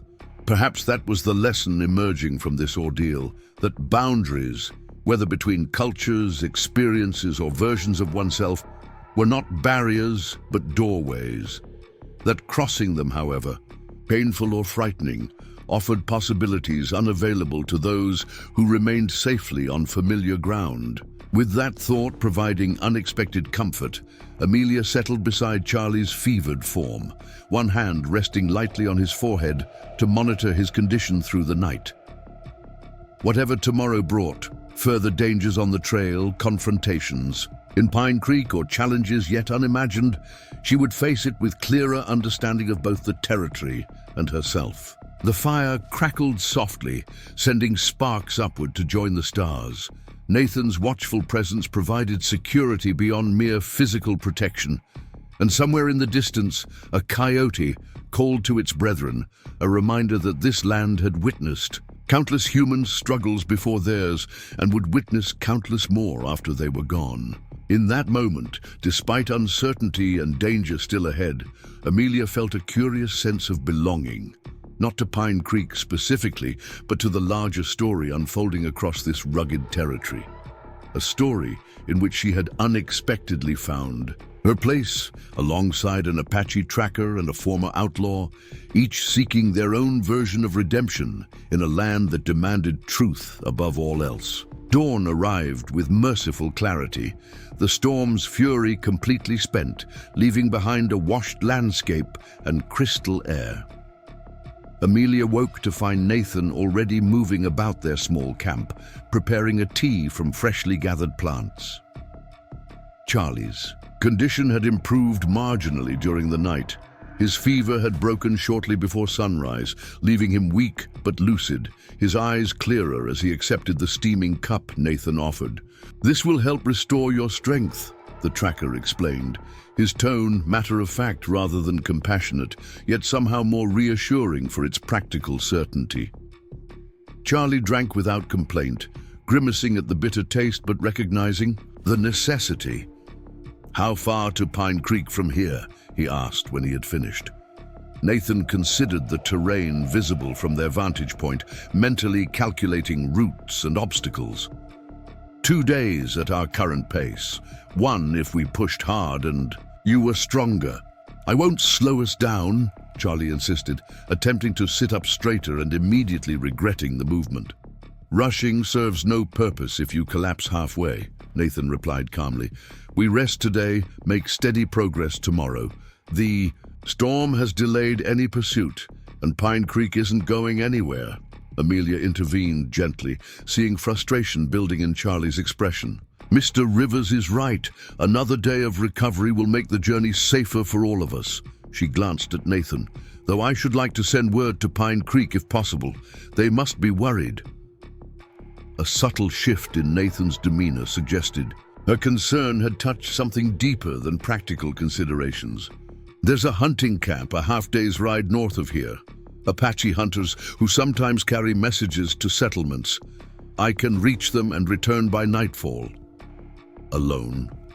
Charlie asked skeptically. "What if Reeves survived the night?" "He's dealing with injured men and flooded trails," Nathan interrupted. "He won't have reached this ridge yet. And if there are other dangers?" Amelia pressed, surprised by her reluctance to see him leave, even temporarily. Nathan's expression softened marginally. "I'll avoid them. But Pine Creek should know you're alive. It might prevent hasty decisions about rescue attempts or ransom payments." The logic was sound, even if the separation made her uneasy. Amelia nodded her agreement. "What should we do while you're gone?" "Rest. Stay within sight of camp. If anyone approaches..." He glanced meaningfully at Charlie. "Hide first, assess second. The rifle has 5 shots, though I doubt you'll need them." He left the weapon propped carefully against a boulder, positioned for quick access yet not immediately visible to casual observation. From his saddlebag, he produced additional supplies: jerky, dried fruit, a small container of salve for Charlie's wound. "Apply this at midday," he instructed Amelia, demonstrating the proper technique. "It will draw out infection and ease pain." His preparations complete, Nathan paused, studying them both with an intensity that suggested he was committing their faces to memory. "I'll return before dark. If I don't..." He directed this primarily to Charlie. "Head northeast until you reach the river. Follow it downstream. Eventually you'll find settlements." "We're not leaving without you," Amelia stated firmly, surprising herself with the vehemence of her declaration. Nathan regarded her silently for a moment before offering a single nod of acknowledgement, not quite agreement but recognition of her stance. Without further conversation, he departed, moving through the forest with the fluid grace that still struck Amelia as remarkable despite having witnessed it repeatedly over their shared journey. In his absence, the forest seemed suddenly larger, wilder, both beautiful and vaguely threatening in its indifference to their presence. Amelia busied herself improving their small camp, gathering additional firewood, arranging more comfortable seating for Charlie using fallen logs, refreshing their water supply from a nearby spring. Charlie watched her activities with a mixture of gratitude and amusement. "You're not what I expected," he observed when she finally sat down, having exhausted immediate tasks. "Oh? And what did you expect from a kidnapped schoolteacher?" she asked, attempting lightness despite the circumstances. "More crying, I guess. More fear." He shrugged his good shoulder. "Reeves said educated women from back east couldn't handle frontier hardships, that you'd be too terrified to cause trouble." Amelia smiled wryly. "Mr. Reeves has evidently met very few educated women from back east. We're generally quite capable of both handling hardships and causing trouble when necessary." This drew a genuine laugh from Charlie, perhaps his first since their ordeal began. "I believe it now." His expression sobered quickly. "Miss Foster, about what happens when we reach Pine Creek?" She regarded him steadily, understanding his unspoken concern. "You're worried about facing consequences." He nodded, picking absently at a loose thread on his bandage. "Reeves killed people. I didn't, but I rode with him. Law doesn't always make distinctions." "No," she agreed, "it often doesn't, but people sometimes do." She chose her next words carefully, aware of their potential impact on his young life. "Charlie, what you've told us about Reeves's plans for the silver shipment and his informant in town, that information could save lives. It might also influence how the law views your own involvement." "You mean testify against him?" Fear flickered across his features. "Reeves would hunt me down." "Not if he's caught and brought to justice." Charlie's laugh held no humor this time. "You still believe in justice out here? After everything you've seen?" The question hung between them, challenging not just Amelia's response, but the fundamental principles that had guided her decision to come west. Did she still believe in justice, in civilization's capacity to extend its protections to these wild territories? Or had her experiences revealed those beliefs as naive illusions, comfortable fictions unsuited to the stark realities of frontier life? "I believe in trying to create justice where it's lacking," she answered finally. "That's different from assuming it already exists or will manifest without effort." Charlie considered this, his young face revealing the struggle between hope and cynicism that seemed endemic to life in the territory. "Nathan doesn't talk about justice much. Survival, yes. Respect for the land, but not justice. Perhaps because he's seen too little of it to maintain faith in the concept," Amelia suggested. "But that doesn't mean we should abandon the pursuit." Their conversation lapsed into companionable silence, each contemplating what awaited them in Pine Creek. Charlie eventually dozed, his body still recovering from both injury and fever. Amelia kept vigilant watch, the rifle within reach though. She prayed she wouldn't need to use it. Midday passed without incident. Amelia changed Charlie's bandage as Nathan had instructed, pleased to note the wound looked healthier, still angry and red, but without the ominous streaks that had been evident the previous day. The salve smelled strongly of pine, and something earthy she couldn't identify, but Charlie reported it brought immediate relief. As afternoon waned, shadows lengthened across their small clearing. Amelia found herself checking the forest edge, with increasing frequency, straining to detect any sign of Nathan's return. The agreed-upon time limit, nightfall, approached with disquieting speed.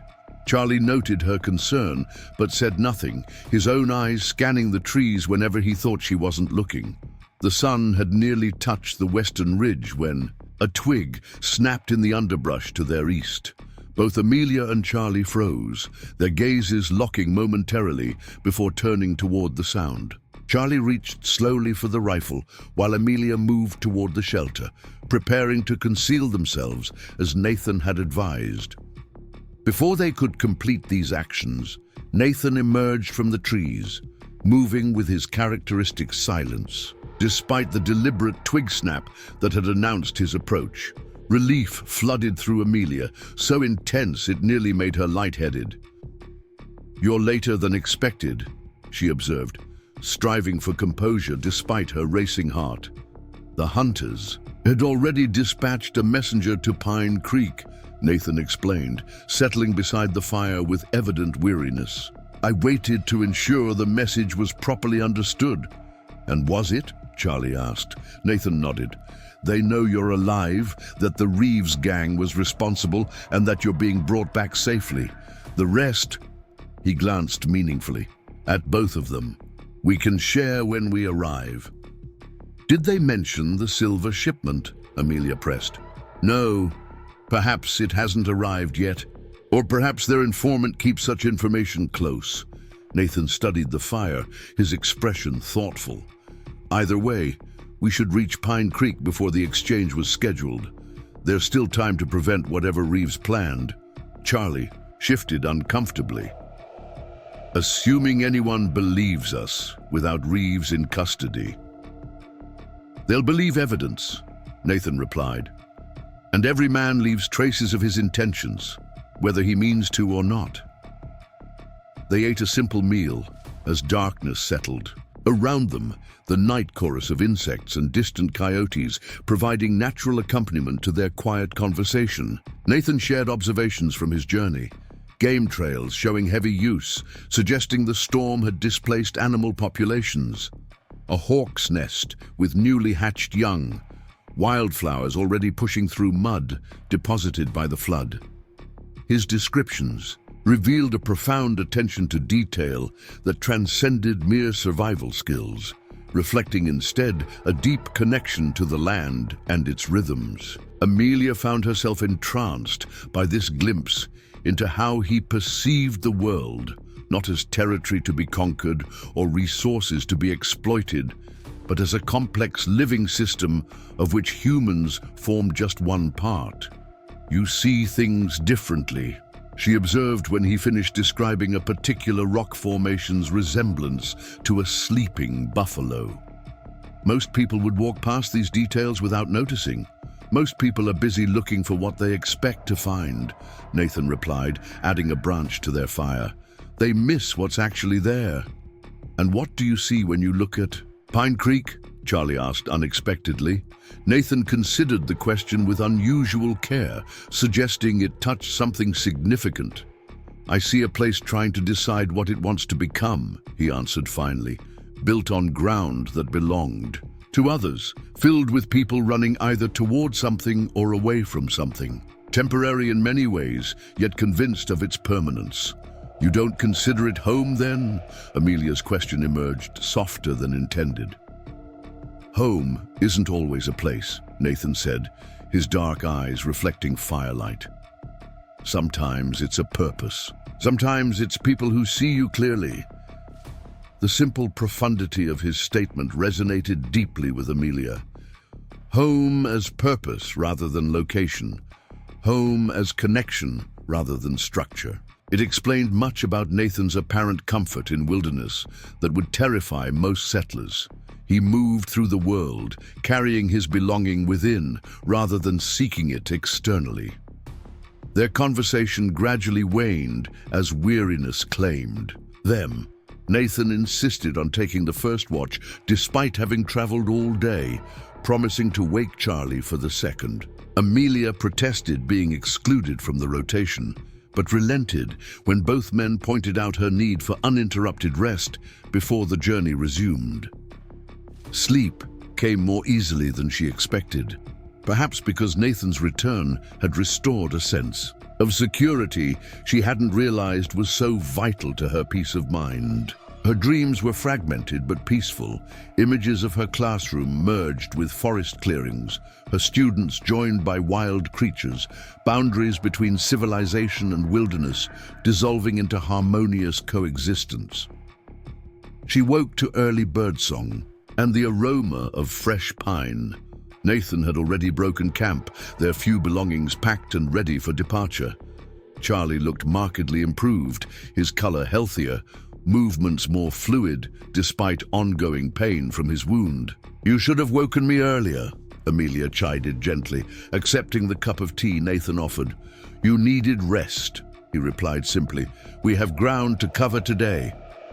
Their journey resumed with newfound purpose, following game trails and ancient pathways that Nathan navigated with unerring confidence. The landscape gradually transitioned from higher elevations to more moderate terrain, forests giving way to scattered meadows bright with wildflowers that had emerged with remarkable speed. Following the storm, by midday they had covered significant distance. Charlie kept pace admirably despite occasional winces that betrayed his discomfort. Amelia found her own endurance had increased substantially since their ordeal began, her body adapting to demands that would have seemed impossible just days earlier. They paused to rest near a stream bordered by cottonwoods, their broad leaves providing welcome shade. Nathan disappeared briefly, returning with freshly caught fish that he prepared with efficient skill over a small, nearly smokeless. "Fire! We're being followed," he announced quietly as they ate, his tone so matter-of-fact that it took a moment for his words to register. Amelia stiffened. "Reeves. Single rider, keeping distance, following our trail." Nathan continued eating, apparently unalarmed by his own revelation. "How long?" Charlie asked, his hand instinctively moving toward the rifle slung across his back. "Since mid-morning, staying just beyond rifle range." Nathan glanced at their surroundings. "Watching rather than approaching. Interesting choice." His calm analysis proved more reassuring than alarm would have been. If Nathan considered the situation interesting rather than threatening, perhaps their follower posed no immediate danger. Still, Amelia couldn't help scanning the distant tree line, imagining hostile eyes tracking their movements. "What do we do?" she asked, proud of her steady voice despite her racing heart. Nathan considered briefly. "Continue as planned, but prepare for confrontation before reaching Pine Creek." He rose, gathering their few utensils. "Whoever follows us knows these lands well enough to track without being seen. That narrows possibilities." "Reeves," Charlie suggested again. "Perhaps. Or someone from Pine Creek." Nathan's gaze met Amelia's. "Possibly your mysterious informant, concerned about what you might have learned during your captivity." The implication sent a chill through her despite the warm afternoon. Someone from Pine Creek, someone she likely knew, perhaps even trusted, might be trailing them with malicious intent. The community she had begun considering home suddenly seemed filled with potential threats. They resumed their journey with heightened awareness, Nathan occasionally altering their route in ways that seemed random but undoubtedly served some tactical purpose.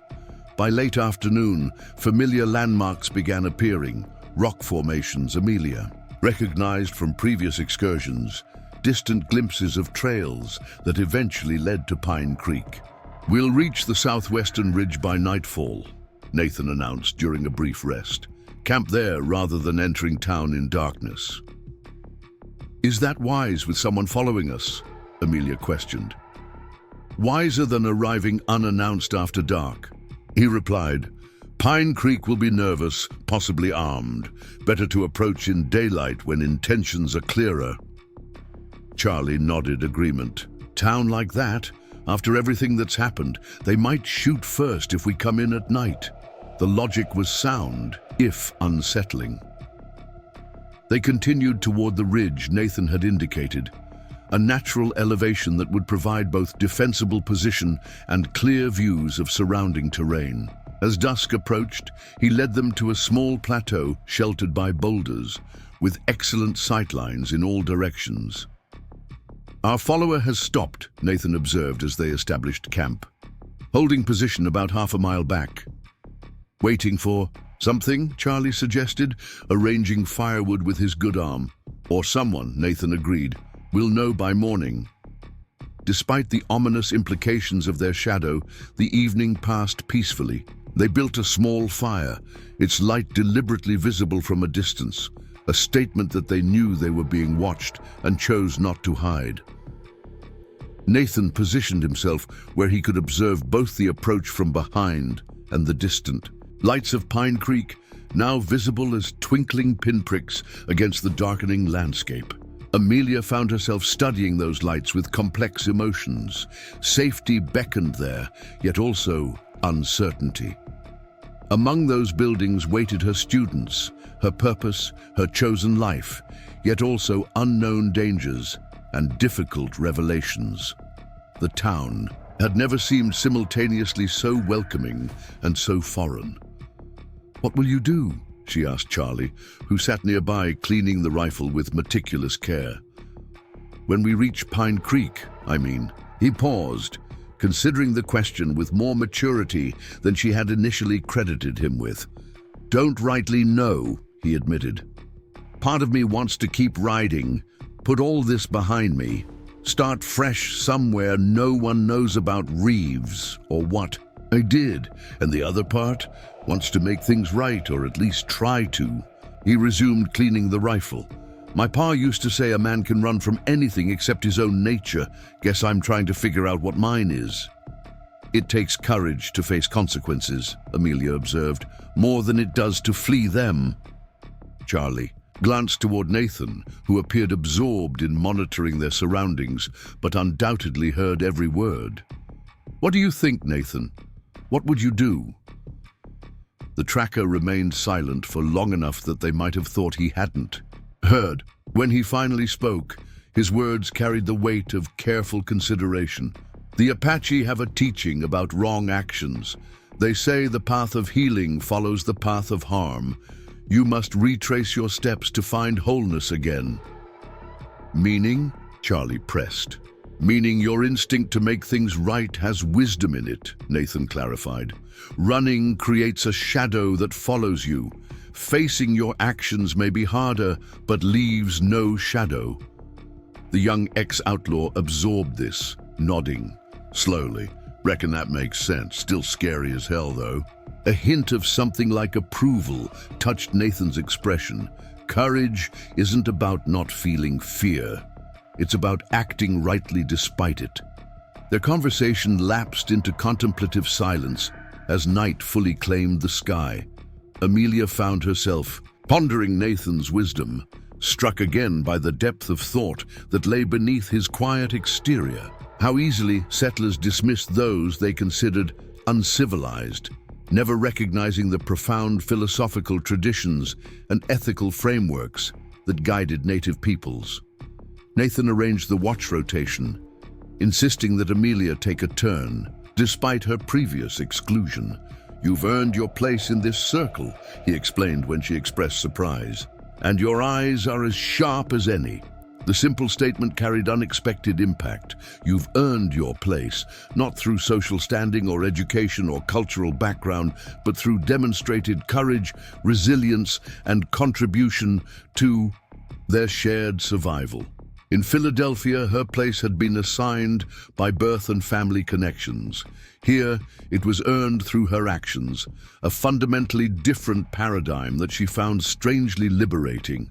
Her watch came last, the darkest hours before dawn. Nathan woke her with a gentle touch on her shoulder, his voice low to avoid disturbing Charlie, who slept nearby. "All quiet so far. Our shadow hasn't moved." Amelia nodded, accepting the rifle he offered. "What should I watch for specifically?" "Movement where there shouldn't be any, light when there should be darkness. Trust your instincts, they've proven reliable." Another simple validation that warmed her more than the fire's embers. She settled into position, rifle across her lap, gaze scanning the darkness beyond their camp. Nathan didn't immediately seek his bedroll, instead remaining beside her for several minutes, his presence reassuring rather than intrusive. "Tomorrow will bring choices," he observed quietly, "for all of us." Amelia glanced at him, struck by the unusual openness in his expression. "You as well?" He nodded, gaze fixed on the distant lights of Pine Creek. "My purpose in these mountains has always been clear: track, hunt, survive, sometimes help those who need it." A pause, nearly imperceptible. "Tomorrow changes things. Because of what we know about Reeves and his informant. Because of what Pine Creek will see when we arrive." His dark eyes shifted to meet hers. "A half-Apache tracker bringing back their kidnapped teacher. Some will see heroism, others will see reasons to fear me more. Both perspectives simplify something more complex." Amelia understood immediately. His actions, however courageous, would be filtered through existing prejudices and assumptions. Some would elevate him to symbolic status, the good Indian who saved the white woman. Others would resent his intervention in white affairs, viewing his capabilities as threatening rather than admirable. "And what is that more complex truth?" she asked softly. Nathan considered her question with characteristic thoughtfulness. "That I acted not as Apache or white man, but as someone who saw value worth preserving. That rescuing you wasn't about your race or position, but about recognizing a spark that makes the territory better through its presence." The quiet sincerity of his words touched something deep within Amelia, a recognition that transcended conventional understanding. In a society obsessed with categorizing people by background, appearance, or origin, Nathan saw something more fundamental: the quality of one's contribution to the world. "Thank you," she said simply, the words inadequate yet deeply meant. "For seeing that spark, and for risking everything to preserve it." He acknowledged her gratitude with a slight nod, then rose soundlessly to seek his own rest. Amelia returned her attention to their surroundings, the rifle steady in hands that had never held one before this journey. The weight of it felt both foreign and increasingly familiar, a metaphor perhaps for how this territory had changed her. The hours of her watch passed without incident. Dawn gradually illuminated the landscape, revealing mist-filled valleys. Below their ridge and the more distinct outlines of Pine Creek in the distance.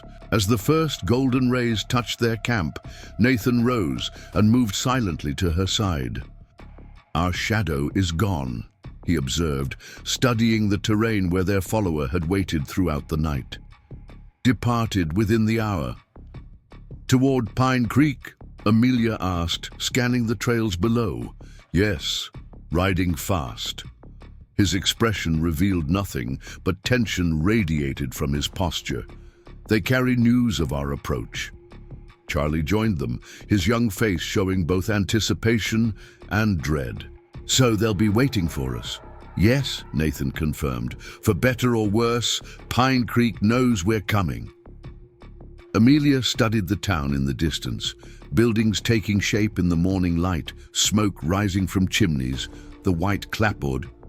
Walls of her schoolhouse just visible at the settlement's edge. After everything they had experienced, the sight seemed simultaneously familiar and utterly changed, as though she viewed it through newly calibrated eyes. Then we shouldn't keep them waiting, she decided, drawing strength from some deep reserve she hadn't known she possessed until this journey began. Whatever awaits us there, I prefer to face it directly. Nathan's gaze held hers for a moment, something like respect flickering in those dark depths. "Together then," he said simply. Charlie checked the rifle one final time before slinging it across his back.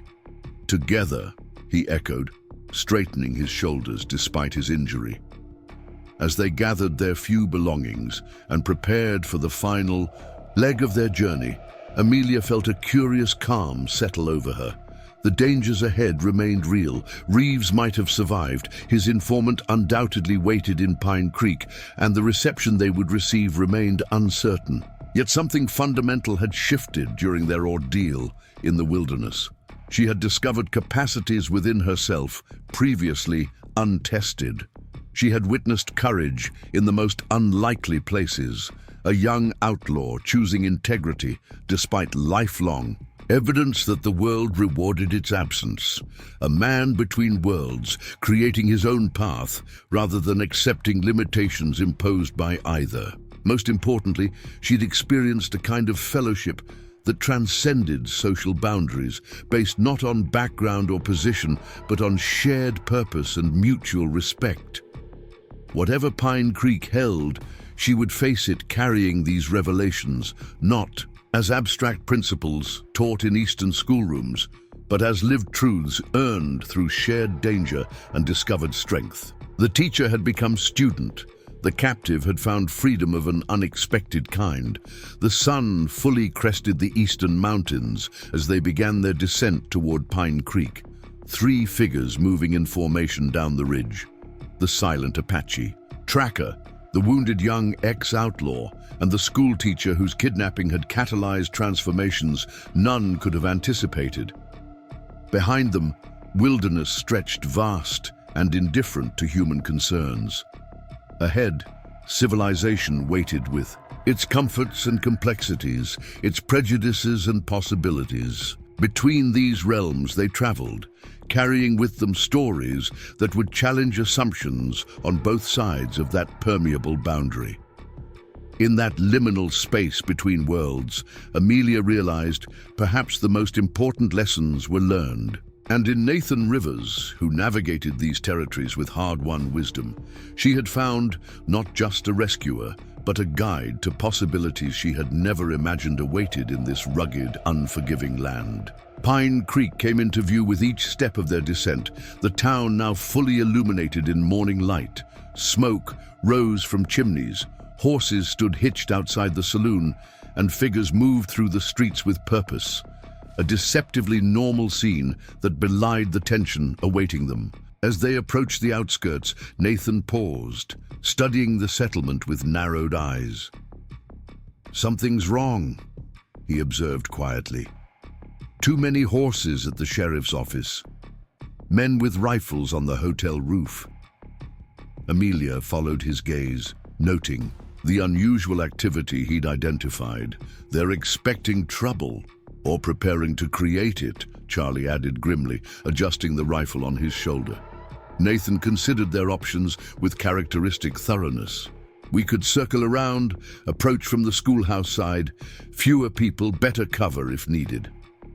"No," Amelia decided, her voice firm.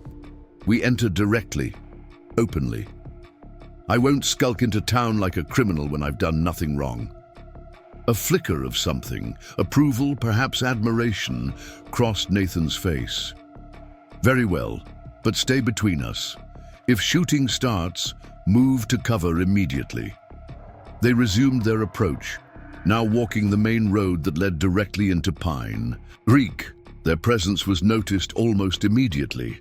A young boy spotted them from the edge of town and ran back toward the center, shouting news of their arrival. By the time they reached the first buildings, a crowd had begun to gather. Sheriff Holden emerged from his office, flanked by deputies and several men Amelia recognized from the town council. Their expressions revealed complex emotions.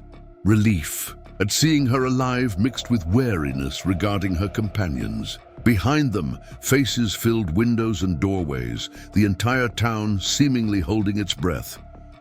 "Miss Foster," the sheriff called, stepping forward with one hand resting meaningfully on his holstered pistol. "Thank God you're safe." "No thanks to your preparation, Sheriff," she replied, stopping several yards away, "or lack thereof." Murmurs rippled through the gathering crowd at her unexpected response. Sheriff Holden's expression hardened slightly. "We've been searching since you were taken, even had army patrols looking. And yet, it was Mr. Rivers who found me," Amelia countered, gesturing to Nathan, who stood silent and watchful beside her. "While the Reeves gang held me captive in Eagle's Nest Canyon." At the mention of the outlaw's name, tension visibly increased.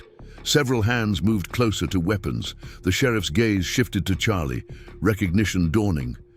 "That's one of Reeves's men," he declared, drawing his pistol. "Step away from him, Miss Foster." Charlie tensed but made no move toward his own weapon. Nathan remained perfectly still, his posture relaxed, yet somehow prepared for immediate action. "Mr. Thornton helped save my life," Amelia stated clearly, deliberately stepping in front of Charlie rather than away from him. "He's under my protection." Astonished murmurs swept through the onlookers. Margaret Wilson pushed through the crowd, her authoritative presence creating a path. "Amelia, dear, you've been through a terrible ordeal. You should rest before making such declarations." "I'm perfectly sound of mind, Mrs. Wilson," Amelia replied, her voice carrying to all present.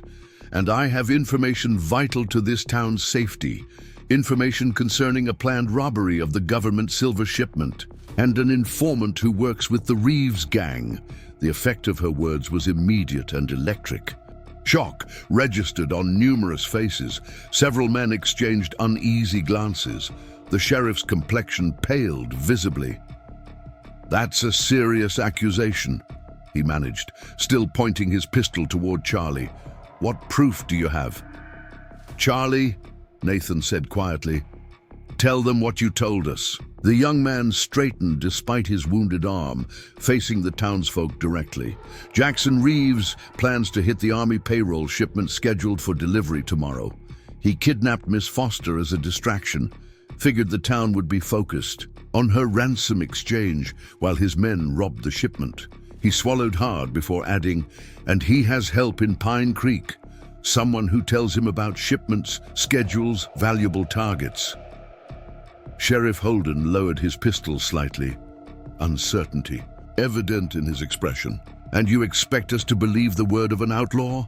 For all we know, this could be some trick Reeves devised."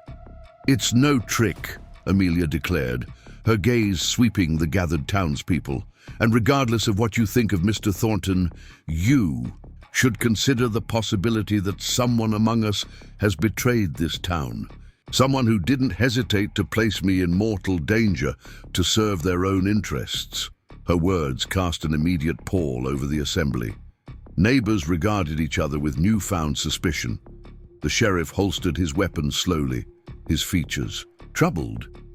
"We should discuss this privately," he suggested. "My office—" "No," Nathan interjected, speaking for the first time since their arrival. "Not your office, Sheriff. Somewhere neutral." The implied distrust hung in the air, impossible to ignore. Margaret Wilson stepped forward again, practical as always.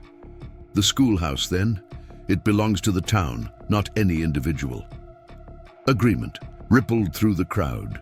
Sheriff Holden hesitated briefly before nodding. "The schoolhouse in 1 hour. Town council members Miss Foster and—" He glanced at Nathan and Charlie with obvious reluctance. "Your companions." As the crowd dispersed, buzzing with speculation, Amelia felt a gentle pressure on her elbow. Nathan guided her subtly toward the general store, away from those who seemed eager to welcome her back, with embraces she wasn't ready to receive. "Well handled," he murmured, just loudly enough for her to hear. "But the confrontation has only begun."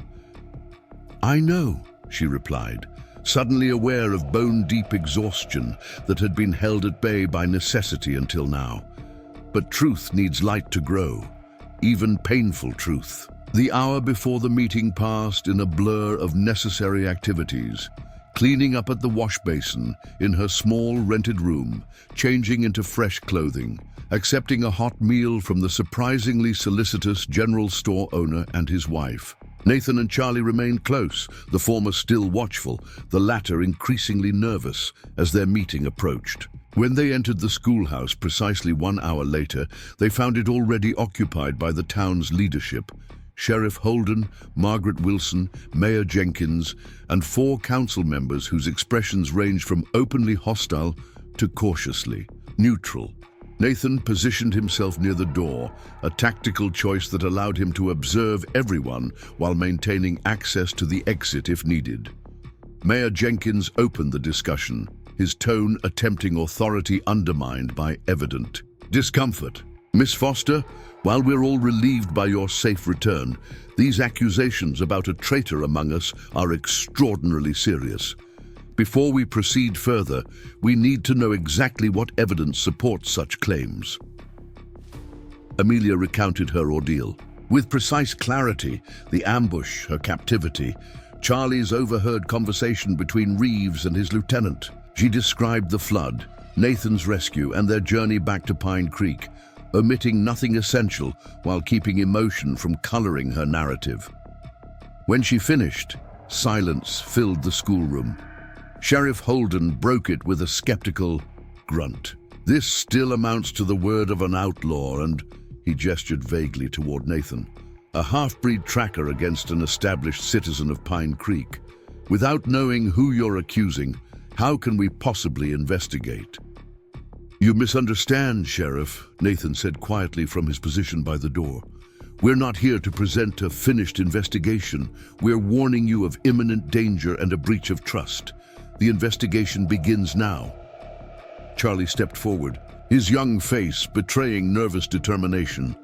I can identify Reeves' contact if I see them, and I'm willing to testify to everything I know about the gang and their operations. In exchange for leniency, I presume? The mayor asked, his tone suggesting he found the offer distasteful. In exchange for nothing, Charlie replied with unexpected dignity. I made choices I need to answer for, but I won't let more people get hurt if I can prevent it. Margaret Wilson studied the young man thoughtfully. That's an admirable position, Mr. Thornton, and one that should carry weight in any subsequent legal proceedings. She turned to the other council members. Regardless of who might be working with these outlaws, the immediate concern is the silver shipment. If it's targeted for tomorrow, we need to take precautions. Mayor Jenkins nodded reluctantly. Agreed. Sheriff, what do you suggest?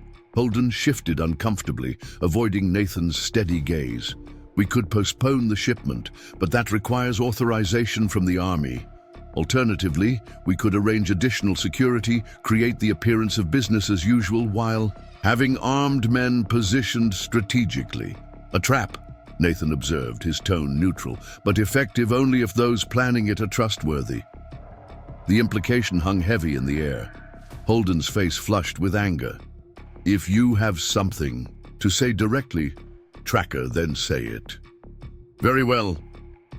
Nathan stepped forward, his movements deliberate. The informant knew about Miss Foster's routine, suggesting someone familiar with the town's daily patterns. They knew about the silver shipment schedule, indicating access to information that passes through official channels. His dark eyes scanned each face methodically. And our follower last night departed for Pine Creek just before dawn, arriving well ahead of us. Sheriff Holden's hand moved instinctively toward his pistol. That's not evidence, that's speculation. Perhaps, Nathan acknowledged. But consider this. When Charlie revealed Reeves had an informant in town, your first reaction wasn't to ask who it might be. It was to question the credibility of the accusation. The sheriff's face drained of color. Every eye in the room turned toward him as the implications settled with crushing weight. That's absurd, Holden sputtered, looking to the council members for support. I've served this town faithfully for 6 years, on a sheriff's salary that somehow supports regular gambling at the Silver Dollar, Nathan continued implacably, with debts that mysteriously disappear after certain shipments pass through Pine Creek. Mayor Jenkins stared at Holden with dawning horror. Marcus, tell me this isn't true. The sheriff's expression shifted, denial crumbling into something harder, colder. You hypocrites, he spat, fully drawing his pistol now. You think I haven't seen how this town operates? The miners cheating their workers, the council skimming from building funds, all while pretending to be pillars of civilization? Sheriff, put down your weapon, Margaret Wilson commanded, rising to her feet despite the danger. No, Holden replied, backing toward the door, his pistol now trained directly on Amelia. I'm leaving town and Miss Foster is coming with me. Reeves still wants her, dead or alive, and she's my ticket past his men. Nathan moved with lightning speed, positioning himself between Amelia and the sheriff's aim. "That won't happen," he stated quietly. What might have escalated into bloodshed was interrupted by the sound of approaching horses, many of them riding hard toward the schoolhouse. Holden glanced toward the window, momentary distraction that proved costly. Charlie launched himself forward despite his injured arm, tackling the sheriff with desperate force. The pistol discharged harmlessly into the ceiling as both men crashed to the floor. Nathan secured the weapon while Mayor Jenkins and 2 council members restrained the struggling sheriff. Outside, the riders arrived in a cloud of dust, army, uniforms visible through the windows. "Fortuitous timing," Margaret Wilson observed dryly, straightening her skirt as though hostage situations were a regular occurrence at school board meetings. The army patrol had indeed arrived with perfect timing. Sent ahead of the silver shipment to ensure safe passage, they'd been alerted by the Apache messenger Nathan had dispatched days earlier. Their commander, a grizzled captain who introduced himself as Harrison, listened to their account with professional interest before placing Sheriff Holden under military arrest for conspiracy and attempted abduction. "The silver shipment's been rerouted," Captain Harrison explained, once Holden had been secured. "This information about Reeves targeting it reached us just in time." "And what of the gang itself?" Amelia asked, still processing how narrowly they'd avoided further violence. "We have patrols searching Eagle's Nest Canyon now," the captain replied. "If Reeves survived the flood, we'll find him." As the immediate crisis subsided, the schoolhouse gradually emptied. The army taking Holden away, council members departing to inform the town of recent developments, Margaret Wilson remaining briefly to ensure Amelia truly was unharmed before tactfully withdrawing. Finally, only 3 remained, Amelia, Nathan, and Charlie, standing amid the familiar desks and books that seemed simultaneously unchanged and irrevocably different after all they had experienced. "What happens now?" Charlie asked, cradling his re-injured arm. Captain Harrison had already indicated Charlie would face charges, but with strong recommendation for leniency given his cooperation. Still, uncertainty clouded the young man's future. "You rebuild," Nathan said simply. "One day at a time, following the path back." Amelia moved to her desk, running her fingers over the smooth wood as though reacquainting herself with a forgotten language. "And you, Nathan, will you disappear back into the mountains now that the danger has passed?" The question carried more weight than its simple wording suggested. Nathan studied her for a long moment, his expression revealing more than it concealed for perhaps the first time since they'd met. "The mountains will always be there," he replied carefully, "as will Pine Creek. Perhaps the path between them needs more regular traveling." The implication settled gently between them. Not a commitment, but an opening. A recognition that boundaries existed to be crossed rather than maintained. That understanding could grow between worlds if nurtured with respect and courage. Amelia smiled, genuine warmth replacing the composed facade she had maintained through the confrontation with Holden. "I believe my students would benefit greatly from learning the wisdom you carry, Mr. Rivers. Perhaps as a regular visitor to our classroom." "Perhaps," he acknowledged, the ghost of a smile touching his features. "The next generation deserves to hear all voices, not just some." Charlie watched their exchange with perceptive eyes beyond his years. "Reckon some good can come from terrible things," he observed, "like flowers after a flood." Through the schoolhouse windows, Pine Creek continued its daily rhythms, forever changed in ways only time would reveal fully. But within these walls, something new had already taken root, understanding that transcended boundaries, courage that outlasted danger, and connections forged in adversity's crucible that would endure long after the wounds had healed. Up next, you've got 2 more standout stories right on your screen. If this one hit the mark, you won't want to pass these up. Just click and check them out.